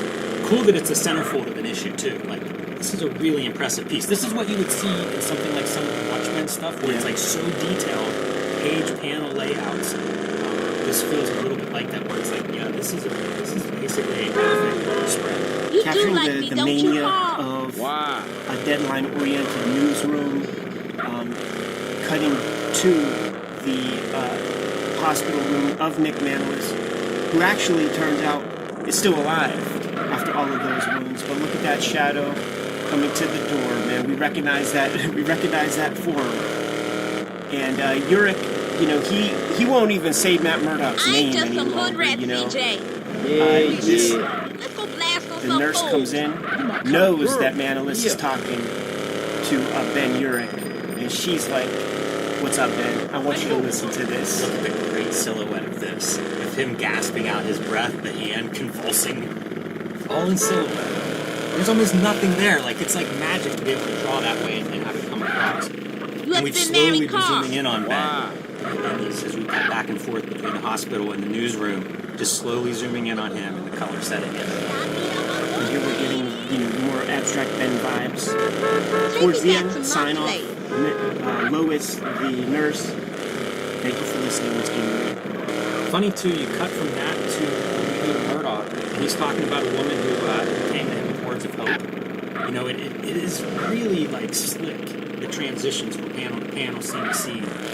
Yeah, it's not that on the nose stuff that like Alan Moore used to do, like, you know, Killing Joke type transitions. Uric is beyond freaked out now because not only did he get wrecked, but he just heard a guy die. Yeah, it's another good page. I mean, like, this is everything coming to a head. Everybody's sort of hitting these low points. You know, Murdoch's in a fever. Kingpin's trying to set up, you know, nuke. Everybody is just at this bottom point in a way, which is what, you know, it's the process of this kind of a story arc where this is about where you are hitting the end of the second act and you're hitting this low point where it's like, okay, the biggest mountain, we're getting ready to climb it. We got to be at the lowest point when we start. We can't turn the page without commenting on the new universe. 1986, 25 years into Marvel's history. I love these ads. Man, the light of the ring around that planet, so great. Too bad the comics weren't, but really good ad. It sort of ends with Foggy and Karen.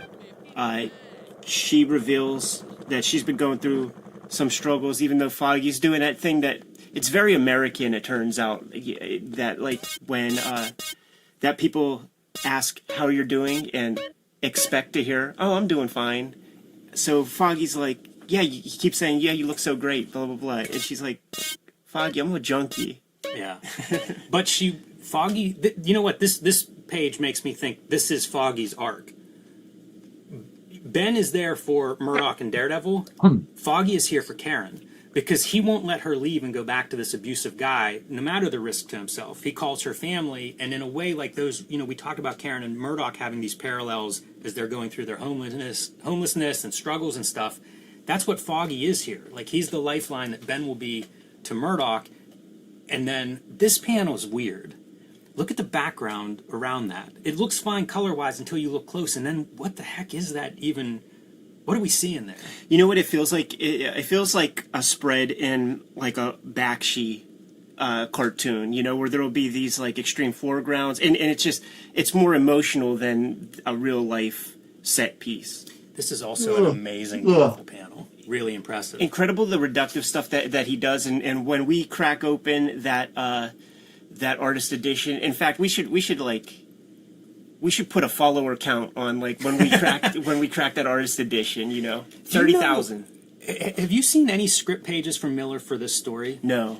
I would be really curious to see like what he's writing in a panel like that, because that was one of the things, is that he was going to work with Mazzucchelli for this story, and he was going to work full script.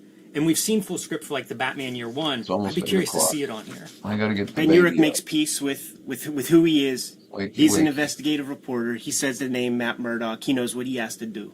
Yeah, that's been a running motif of don't say the name throughout the whole thing. Shower. He takes his cast off himself, foreshadowing The Rock many years later in the Fast and Furious franchise whenever he flexes out of his arm cast.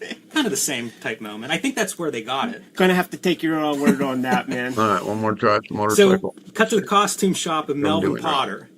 What was his villain? Gladiator. Gladiator, right. So Gladiator, the reformed villain, again from the Miller original Daredevil run, and the issue before this starts, which Miller co-writes with Benny O'Neill, that is a Gladiator story. So, you know, a fresh character there, but a villain turned good. And now the Kingpin's men come, and they have a request for him. They want a very specific costume made. Because, again, Kingpin wants Murdoch and Daredevil out in the public. He's not done yet, and he's trying to get that body. And so this is the latest plan. Our nice moment to end this issue on. Wow. Matt Murdock asks the nun, "Are you my mother?" She says, "Of course not," but you know he has that super hearing, man. Hey, Carl, keeping busy, I hope. She's alive. Unity Station. So this is the last official issue of what's known as Born Again. We're going to keep going 2 more issues because that's what I always read. That's how it's always collected. It certainly ties up loose ends. You know, there's more to it, but if you look at Wikipedia or something, these are the 5 issues that they call Born Again. Makes perfect sense, man. I always read them as a piece, but the last 2 are some action shit. It's a little different flavor despite some of those subplots. I love like the gym scene. Whenever I did the Silhouette zine, I believe that one made it in. It certainly was considered because There's so many good silhouettes all through here, but it's a return to the gym. You know, from a writing standpoint, we saw him go there and not be able to even hit the bag. So here we are 2 issues later. Let's see how he's doing now. This onomatopoeia is used in modern day internet culture at this point. I'm about to pop And these Magenta's still the cue that having roll up on him, CJ, so I'm get a shot. Punches the bag off the chains. That feels like such a classic over-the-top movie moment. Eric is spilling his guts, letting everybody know, what he heard, what the deal is, that Nick Manilis was going to spill the beans, and he got silence. Nick Manilis is a cop, man, and there is that thin blue line. So Eric is now going to have an entourage protecting him. Yeah, and he says he can't talk about the Murdoch part. Touching it, and then, cut to that happening in the images. And the big Kingpin of Crime story, 6-part series by Ben Urich, is now starting to run in the Daily Bugle. The heat is being turned around here. Yeah. When Kingpin failed to stop Murdoch, now as long as that keeps going, take the high road on the right, DJ. Just can't swing this long. Lois did her job. She silenced these guys, but now that Urich is opening his mouth up, she's going to have to be relocated for her troubles. And, this is a lady, this is a city gal, man. Arizona's where she's supposed to go? What are you talking about? She ain't happy about it. It's interesting to see everybody who we see Kingpin as this monolithic, you cannot defy him. And when somebody does, he kills them, he buys them out, he sends them to Arizona. But they constantly keep doing that. And as the story goes on, he talks about all the people that he needs to kill, keep quiet, and it's taking longer and longer for his men to carry out their orders to the time that they're not on board for this stuff. And we're going to see it with Lois. She's been really tough to do with it. She understands. That's the problem with this kind of character. Lois is kind of a pretty wild character. Yeah, now, Murdoch is still kind of keeping to himself alive. Like, he's stalking all of his people. He's stalking Urich, he's stalking Foggy. He's keeping everybody close, keeping his ears to the street. Follow the damn train, Cut CJ. to Urich's apartment, and his wife answers the door. Guess what? Lois is showing up. Yeah, again, going off the reservation. Not driving well enough, I think. Being a good soldier, she decides to take matters into her own hand, and she's going to silence this report. When he gets home with his entourage, all that, Lois is still there. She was busy doing some work. Gives him a good one to the ribs. Fucks up the cop. Yeah, the big bodyguard cop is no match for her. I had this comic when I was young. When I was this truly might be my first Frank Miller comic. And this sequence right here, I felt that shit. It's good. It's really good. I felt that shit. Just the mania of she's still alive. She's making some noise. She's fucking hanging. You have a minute. Who knows how long she was hanging. You have a crazy nurse Hatchet in the other room. Your wife is Portland. So now you have to hold her up while you're looking for, your straight razor to cut her down. You're a skinny twig. Great hand reaching for that razor, too. And note on the razor, we're going to have, as things start to go better for Murdoch in the next issue or so, we're going to have the scene where he talks about going out and getting the razor and he's shaved and clean. So, these are small, subtle things. I don't know if Miller's thinking this way, but this does often happen in writing, where, the pieces just fit. And also, Murdoch coming in and fighting Lois, very similar to Bruce Wayne before he figures out Batman in year one. Maybe even wearing a similar jacket and everything. It's a similar moment. He's got the triple fat goose coat. Cut to Kingpin. He's got ties in with, the local Arkham Asylum type joint. And there's some kooky dude that they're going to let out and dress him up in a Daredevil costume. Let him run loose, man. Look how much stuff is happening. Too small. You have Kingpin, you have that asylum, you have the costume maker who's conflicted, Ben Urich and his wife, the failed nurse, and Murdoch back out on the hunt. That's a lot. Man, that's a lot. That's a very cinematic 2 pages where you're just cutting from character to character in all these different scenes and then all doing things. Man, speaking of hitting the bottom, that is about as bad as Karen Page as we'll ever see her look. I feel like that image is iconic. It's effective. And her guy, man, is like out there smiling in his Dick Tracy gear. Smoke? Yeah, I thought that too. That's not an accident, I don't think. I don't think, man. Why are you wearing yellow? That train! This is another one where I'd be curious to see the middle Get me close, DJ! I'm about to pop these fools! Roll up on DJ! And Mazzucchelli's shot off on his own. Look at it. It's so great, Steve. It's a big ensemble, too. When you look at the Gladiator, Foggy, Karen Page, it's a big ensemble in those balances. Now they are all kind of coming together tighter. Very wild. We see this.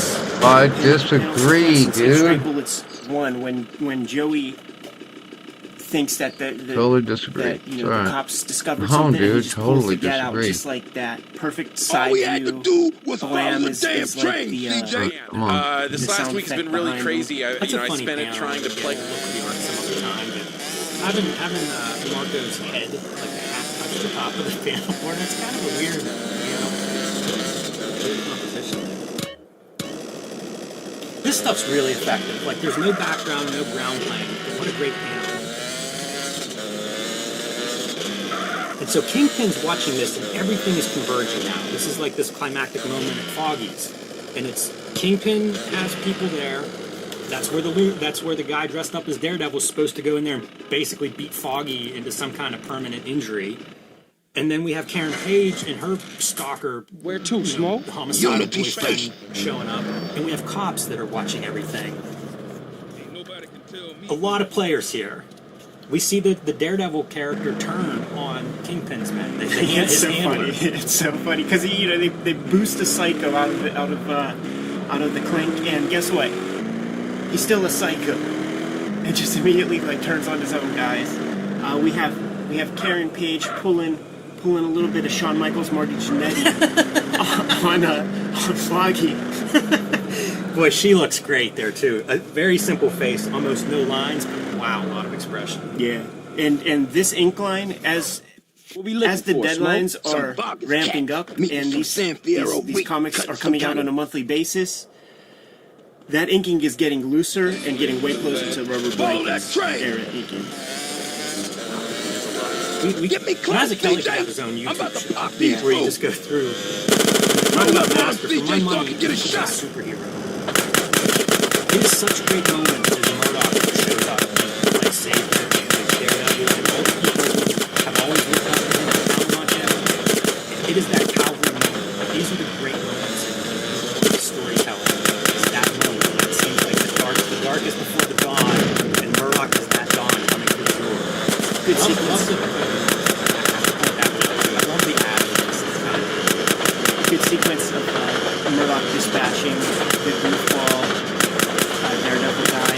And when you see that Daredevil guy getting jacked up, he's getting jacked up and contorted in ways that you just know that the Daredevil would. And all the while continuing to shoot out between the cops and this Marco character. How much does Beard Daredevil look like Chuck Norris? That would be your he would play him in the movie.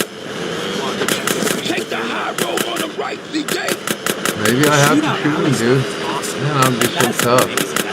Even the previous several pages where we continue the shots back and forth, all really great moments. And Karen's playing she's going to basically OD before it shoots her. That's a pretty dark moment. Is this the one that...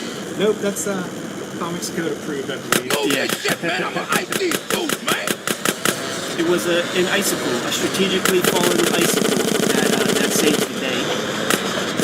And here's this sort of motif will play out again in the next issue. That Murdoch motif. And then we get one page of Frank Miller giving us the damage assessment. X amount of cops, once boosted psycho. Somebody got their cops so bad. I'm doing some South wrong, American drug trafficking. All we had to do was follow the damn train, murderer. CJ. And Ben Urich back on the scene. And he's still looking for Murdoch. His goal is still to find Matt Murdoch. Kind of cool this version of Murdoch. I've seen like looking stuff up referencing this.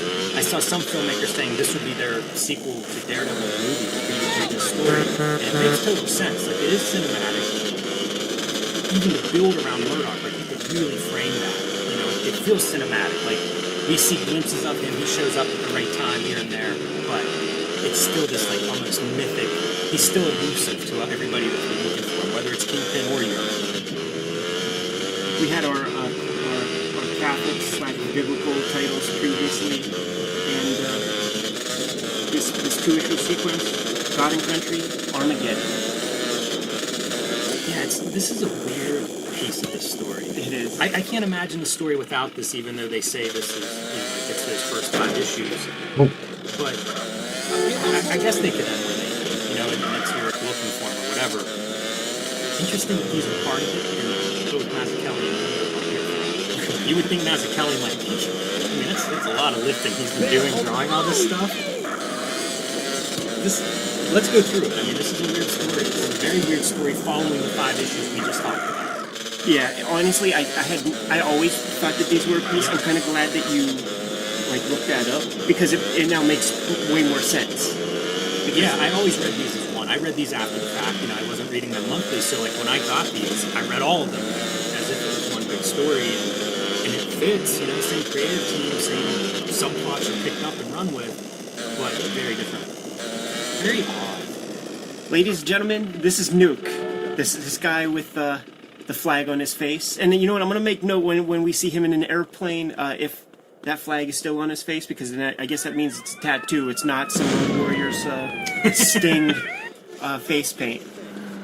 And he's going in, he's breaking up the Contras or whatever, or I guess the Contras were on our side. The Russian plants, another Cold War. Let's not get bogged down with any important details here. Because he's going in, but he's going to get called out.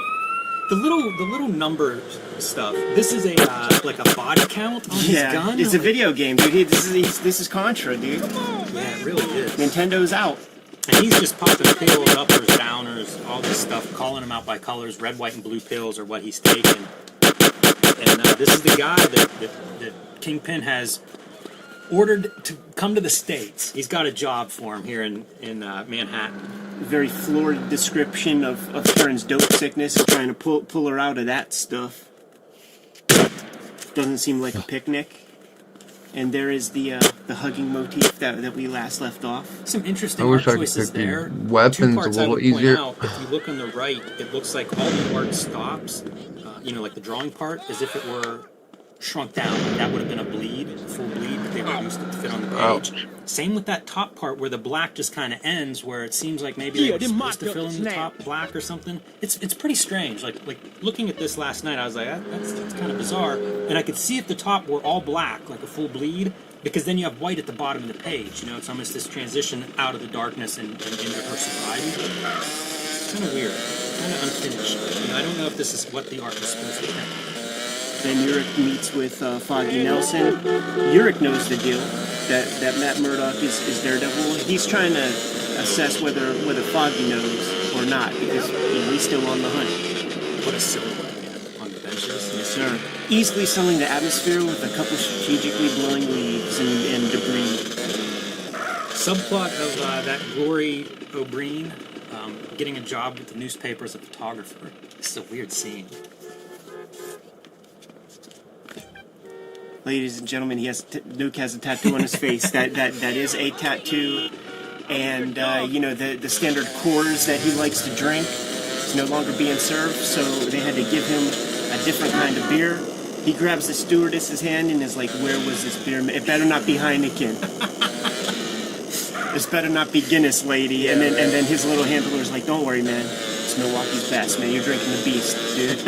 And honestly, this the last job I had before I became a professional cartoonist when I was a teenager was at a call center for Marlboro cigarettes, man. Like, phone, those catalogs. You cut out the UPC, you could get a rap. And the reason why we had the call center was because no hillbilly-ass Marlboro smoker is going to talk with a person from India about their Marlboro order. And furthermore, they don't want to hear shit from Yankees. Every single day, I would have a conversation with somebody reminding me that their little Marlboro merchandise is the only stuff in their entire house that's not made in the USA. Furthermore, some of this ashtray was made in Pakistan, and I heard it every day. And that's what this was. On a brighter note, we point out clouds every now and then. Pretty interesting clouds in that terms of loose inking and drawing. Very, very loose, scratchy lines. If you dissected this panel, like just showed me, this inch, I would have said Sienkiewicz. Here comes Pick Nuke. up the baby, gotta make breakfast. Gotta get ready for the Murdoch day. is becoming himself again.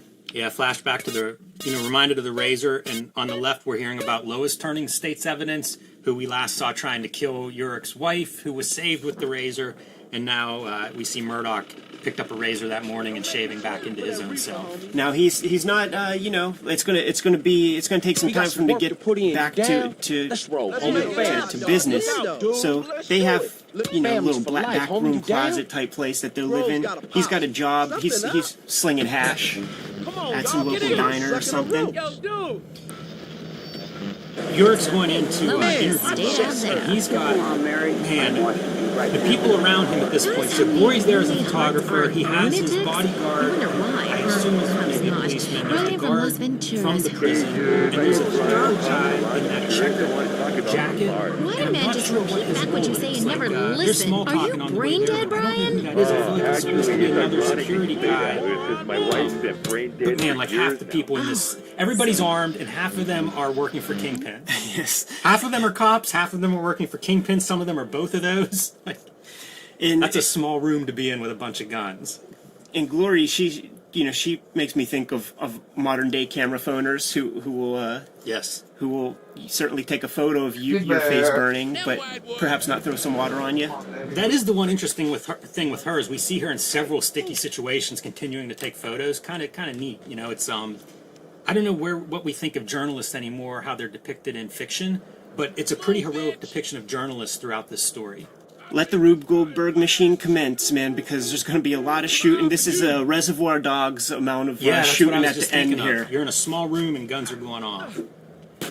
And the only people left, man, because they have to the Kingpin guys have to silence Lois. The cops have to dispatch the guy who shot Lois. The guy who shoots Lois that gets shot by the cop gets shot by another cop who is working for Kingpin, and Ben Urich has to deal with that guy. And that's what he does, man. Beats the guy to death via pistol whip. Cut to Kingpin's office, and Kingpin is doing shit up right. He's going Johnny Cochran with this stuff in the same way that when the jury went to OJ's crib and they saw all the African tribal stuff hanging up. We're seeing Kingpin's office. He's got Civil War memorabilia, big E pluribus unum statues, a giant flag hanging on the wall. Part of the arc of this story, it's about the fine line between jingoism and patriotism. Yeah, I think it's even further than that, and it's just the corporate influence on our military-industrial complex. This was something that was coming through the 80s. We would see it in things like Brought to Light, Alan Moore, looking at these kind of topics. Ollie North trials, this was a very CIA expose kind of time period. But in a lot of ways, man, you could graft this right onto our politics today. It seems like this has all become more amplified and everybody taking their part to sell whatever they're trying to sell. It's always strange when you read this stuff that's 35 years old and in some ways it hasn't changed at all. There's a little sequence Matt Murdoch slanging hash, but he's able to listen in on a conversation between Ben Urich and a couple other newspaper guys, I guess. One more subplot. We've seen this diner a couple of times earlier in the story arc, maybe before Matt Murdock got the job on the grill. and they talked about how lousy it is. Ben would go there and write because it was empty because the food was lousy, so nobody would come there and eat. Well, guess what, man? It's bustling now, and the one guy says, best burger I ever had. Maybe some of that's because he walked away alive from a shootout, but maybe some of it is because Murdoch's sitting in the back and being like, give the burgers about 10 more seconds and they'll be perfect. You know, cut 3 panels to the guy eating it and saying it's the best he's ever had. So Murdoch might be turning this place around. And enter Nuke into the Hell's Kitchen neighborhood. Yeah, enter the weirdness of this story, right? Like, we're gonna drop this guy. How's this supposed to work for anybody? You know, it's a really strange part that this is worked in, and maybe the sloppiest of the whole story is this sequence. Go in, just mess things up. Don't kill anybody. They're Americans down there. Yeah, and so from the gun, a rocket. A wino cries to God. Yeah, so much for the don't kill anybody. You know, a lung collapses. A woman holds her baby close and hears him gurgle. Like, what is going on here? How is this supposed to work? And I don't think it's a surprise that this is what Nuke does. So I don't know what the plan was. You know, like, I don't know that the plan goes awry because what else could possibly happen? But also, like, how did anybody think this was going to work? You know, Kingpin's supposed to be smart, right? Like, his plan is to do so much warlike destruction that Murdoch will reveal himself.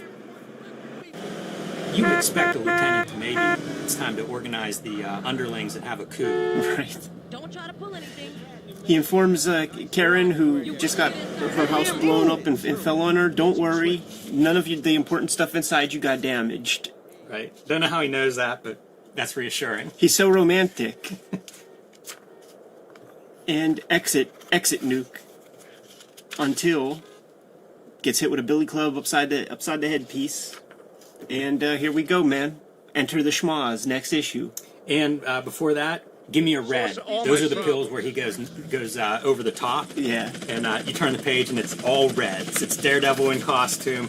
And, you know, Karen, in the rubble of the building, the one thing she has is the Daredevil costume. So in a way, she delivers Murdoch in the beginning of Born Again, and now here she is bringing Daredevil back. Armageddon, the conclusion. Some fun stuff in here. Again, a story that doesn't all add up, but some fun stuff. You know, you see Captain America on the cover. I've heard Miller in interviews, or read Miller in interviews, talk about his interest in Captain America. He did a Marvel Fanfare issue with Captain America, so I think he has some interest in these different archetypes, and Captain America fits that, and you see this issue respectfully dedicated to Jack Kirby on the splash page. This is such a video game. Like we got the Contra guy, Nuke, you know, to contend with. We got a chopper. That's a good end level boss. A very well drawn chopper too. Not a generic helicopter. Like, you could probably find whatever model this is. What's up? Yo. Kingpin watches the city burn as things are going down. As his little lieutenants are like, "Boss, can we stop this anytime soon?" Page after page after page of fight, knocking Nuke into some power lines. Very reminiscent in my mind of the mutant fight with Bruce Wayne and Dark Knight Returns, where he's targeting nerve centers and bones and all these different strategies, none of which are working on Nuke, and we'll learn more about that later in this issue. He just blinded Nuke, you know, so now they're operating, you know, it's blood sport, like, operating at the same position. Yeah, but Nuke is still a little bit of a problem, man. This is probably my favorite panel. It's great. It's so good. Okay, bitch, blow it. Great with the coloring in the foreground where he's darker and like the blues and purples in front of all the yellow fire from the chaos behind him as he's falling. If this was like, you know, modern movie, this would be like a slow motion. Yes. And then 2 seconds before you'd speed it up right there. You know, that's yeah. some. That's right. Who's that guy that directed 300? Oh yeah, Zack Snyder. Yeah. I was thinking Michael Bay with the speed up part, but Right. sure. Nuke falls on cop car. Daredevil comes down, you know, jumps on him. Gets the gun away from him, too, which was one of the things Daredevil's been trying to do for a couple of pages. So he does pull the gun away from him, you know, and we see Nuke show up. Well, it's not going to stop him. He just doesn't have the gun in his hand anymore. Well, I can't help seeing Rambo 3 whenever when Daredevil takes down the helicopter with the grenade launcher on the underside of the rifle. And this right-facing page to me is reminiscent of the Bissett, Toddleben, Alan Moore, very much so. Swamp Move Thing. it, CJ, move it. issue that had the Justice League in there. With the big lofty language, a soldier with a voice that could command a god and does. It's good moments, man. That is a great moment for Thor. And Iron Man just looks soggy and looks like the little brother in Christmas Story. I can't move my arms down. Like he just is so stiff. He looks rusty. And this is one of those things. These are the Avengers are like government issue. Yep. And he's holding his like hand laser thing on Daredevil. You have to the count of 3 or something. What happens at 3? You gonna roast Daredevil? Yeah, it's messed up, man. You know, like Hell's Kitchen is just burnt. Like lots of casualties, lots of suffering and stuff. The Avengers just show up, scoop the guy up that's responsible for it, and take him away. No answers, nothing. And you see Cap looking solemn about it. Like he recognizes he's following orders that maybe he's not sure what's behind them. Cut 2, bunch of naked dudes in a sauna, having a meeting. These guys don't golf. Move! You're between me and Yeah, and this is probably a little bit of a shortcoming, storytelling-wise. I think they also don't suffer fools lightly, and Kingpin can push around his weight all he wants, but you're in a room full of naked dudes that have been killing people their whole life, and now you're messing up their bottom line. I just don't think they all roll over. This page is kind of brutal, because just like with all the stuff that we've seen in our lifetime, when even COVID, where it's like we now have to like reappropriate different buildings and stuff for triage and shit. That's what we're dealing with here in the same church setting that helped Matt Murdock recover.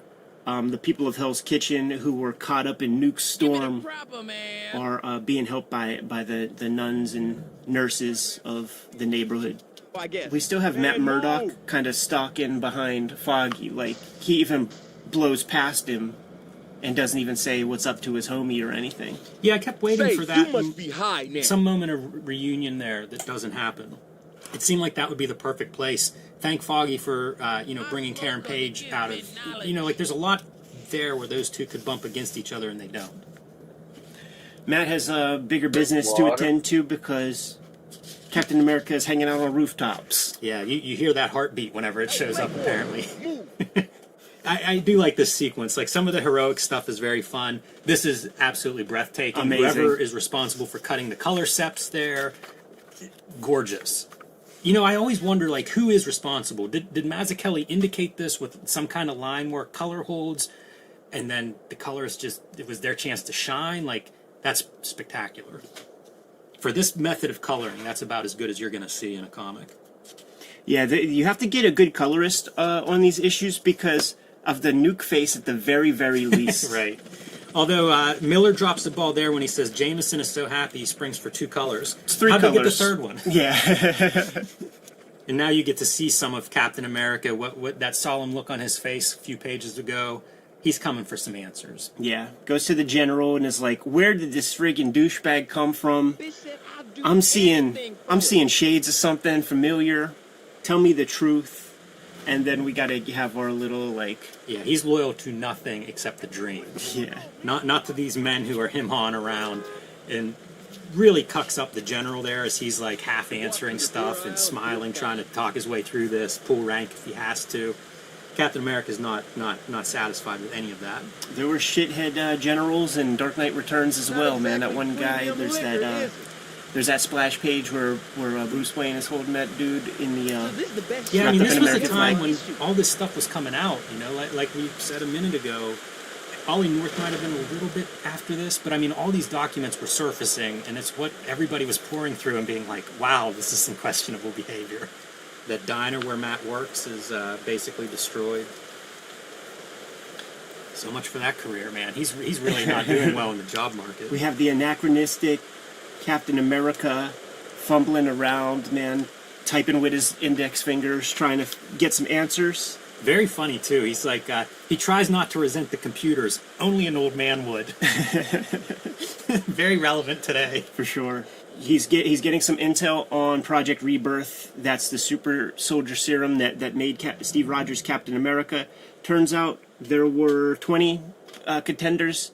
All died except for Steve Rogers and Agent Simpson. I would love it if his name is Bartholomew. It'd be the best. Codename Nuke. And then cut, of course, back to Nuke, who we're going to see breaking free of his restraints and being a problem, I guess. This is what happens when you create a killing machine for a super soldier. You shoot him with a little dart, but now he's got access to all the reds he wants. And even his eyeball turns red. Those are fast-acting capsules. Dude, this Captain America face right here, this is Steranko, man. You know, like in those Stan Lee issues that he did, like there's definitely like some Steranko Captain America shit Another right there. great coloring in that one, where there's no color on the left side, a couple of different blues on the face. Really strong. And here we got the Dapper Dawn, man, receiving bougie New York City awards for business acumen, getting mad props from the corporate world. This is the Gordon Gekko era. This is the 1980s was an era of excess. The stock market was doing good, all that kind of thing. That's a funny panel, too. He's explaining to Karen, the costume gives me a psychological advantage over criminals, Karen. It makes it easier to move. Really, it's crucial. Okay, baby. I like it in that voice. You should read all that stuff. Let's see. Nuke is free, gets a gun. Captain America shows up. They fall through a building. Is he just killing soldiers here, by the way? Like, he's got a gun, he's just firing like crazy until the shield intercepts the bullets. This is some of the money that I mentioned earlier is going through, like cleaning. You know, it's laundering, basically, $30,000 to rebuild that diner. So this is Daredevil taking some of Kingpin's dirty money and maybe giving it to people he thinks deserve it. Little Robin Hood action. And it ends with, Captain America confronting Nuke, pulling him to safety in a way. This is a very Kirby kind of moment right here. It is, yeah. Yeah, and I mean, with the dedication to Kirby, I bet could be noted in the script. Again, I think this script would be a really fascinating read. There's several panels that I'm curious what kind of information's in there. Then we have Daredevil grabbing a cab and taking off with Nuke. And Nuke is just hold on, I'm coming. Being manipulated by everybody, man. Do you interpret it that he's like bleeding out? Is that what's happening? Because he's been shot by the minigun on the helicopter, and you know his words are tiny, and he says, "You're going home, Sergeant," and he's not going to the hospital. So, is that the interpretation there? That's as good as any. Captain America's on the hunt. They head to the Daily Bugle because this information has to come out. So you gotta take it to that place that has 5 million readers worth of power or whatever, and drop off this military secret weapon that's been used for purposes other than safeguarding our shores or whatnot. What's in Daredevil's little bag there? That's the money, right? That's the money he stole. And basically, the Kingpin's fortunes have turned. You know, we start at the very beginning in 227. He's on his yacht with all his people following him loyally. They're at the top of their game. He aims at Matt Murdock and cut to the end of that storyline. And now everything has collapsed except he's not in prison. Like, legally, they haven't gotten him yet, and they might never get him. But certainly the fortunes have turned. He's in prison just minus the bars. And his name's Matt Murdock, and that's all you need to know. Well, you also need to know he was blinded by radiation. Oh yeah, his remaining senses function with superhuman sharpness. And then Mazzucchelli, man, doing his thing that all the graffiti writers do. You gotta put your call out to your girlfriend on the wall. Original construction. And you talk about loosey-goosey inking, man. Take a close look at that fire escape on the left side, with like the windows and buildings on the right. I love it. It's gorgeous. But wow, I bet you he dashed out some of those lines. Bless us, O Lord, and thy gifts, which you're about to receive. We've been making it a point not to speak specifically about the artwork too much because we're going to be getting into this maybe in a future issue. But cover your mouth. Courageous, bold brushstrokes that would freak me out to try. Yeah, you wonder how much he changes as an artist from the beginning of the story to the end. You don't see too much of it on the page. A little bit here and there, you know, like these thick lines are different than what we saw in the very beginning. But in terms of thinking, you know, because often when you're in the middle of drawing a story, that's not the time that you get to experiment. You know, Klaus has talked about it, right? Like staying within whatever chapter 1 was, you're sort of bound by that if you want it to be unified as a whole. But it has to be like working with Miller and just thinking. I'm sure they had conversations about how to break down some of these scenes.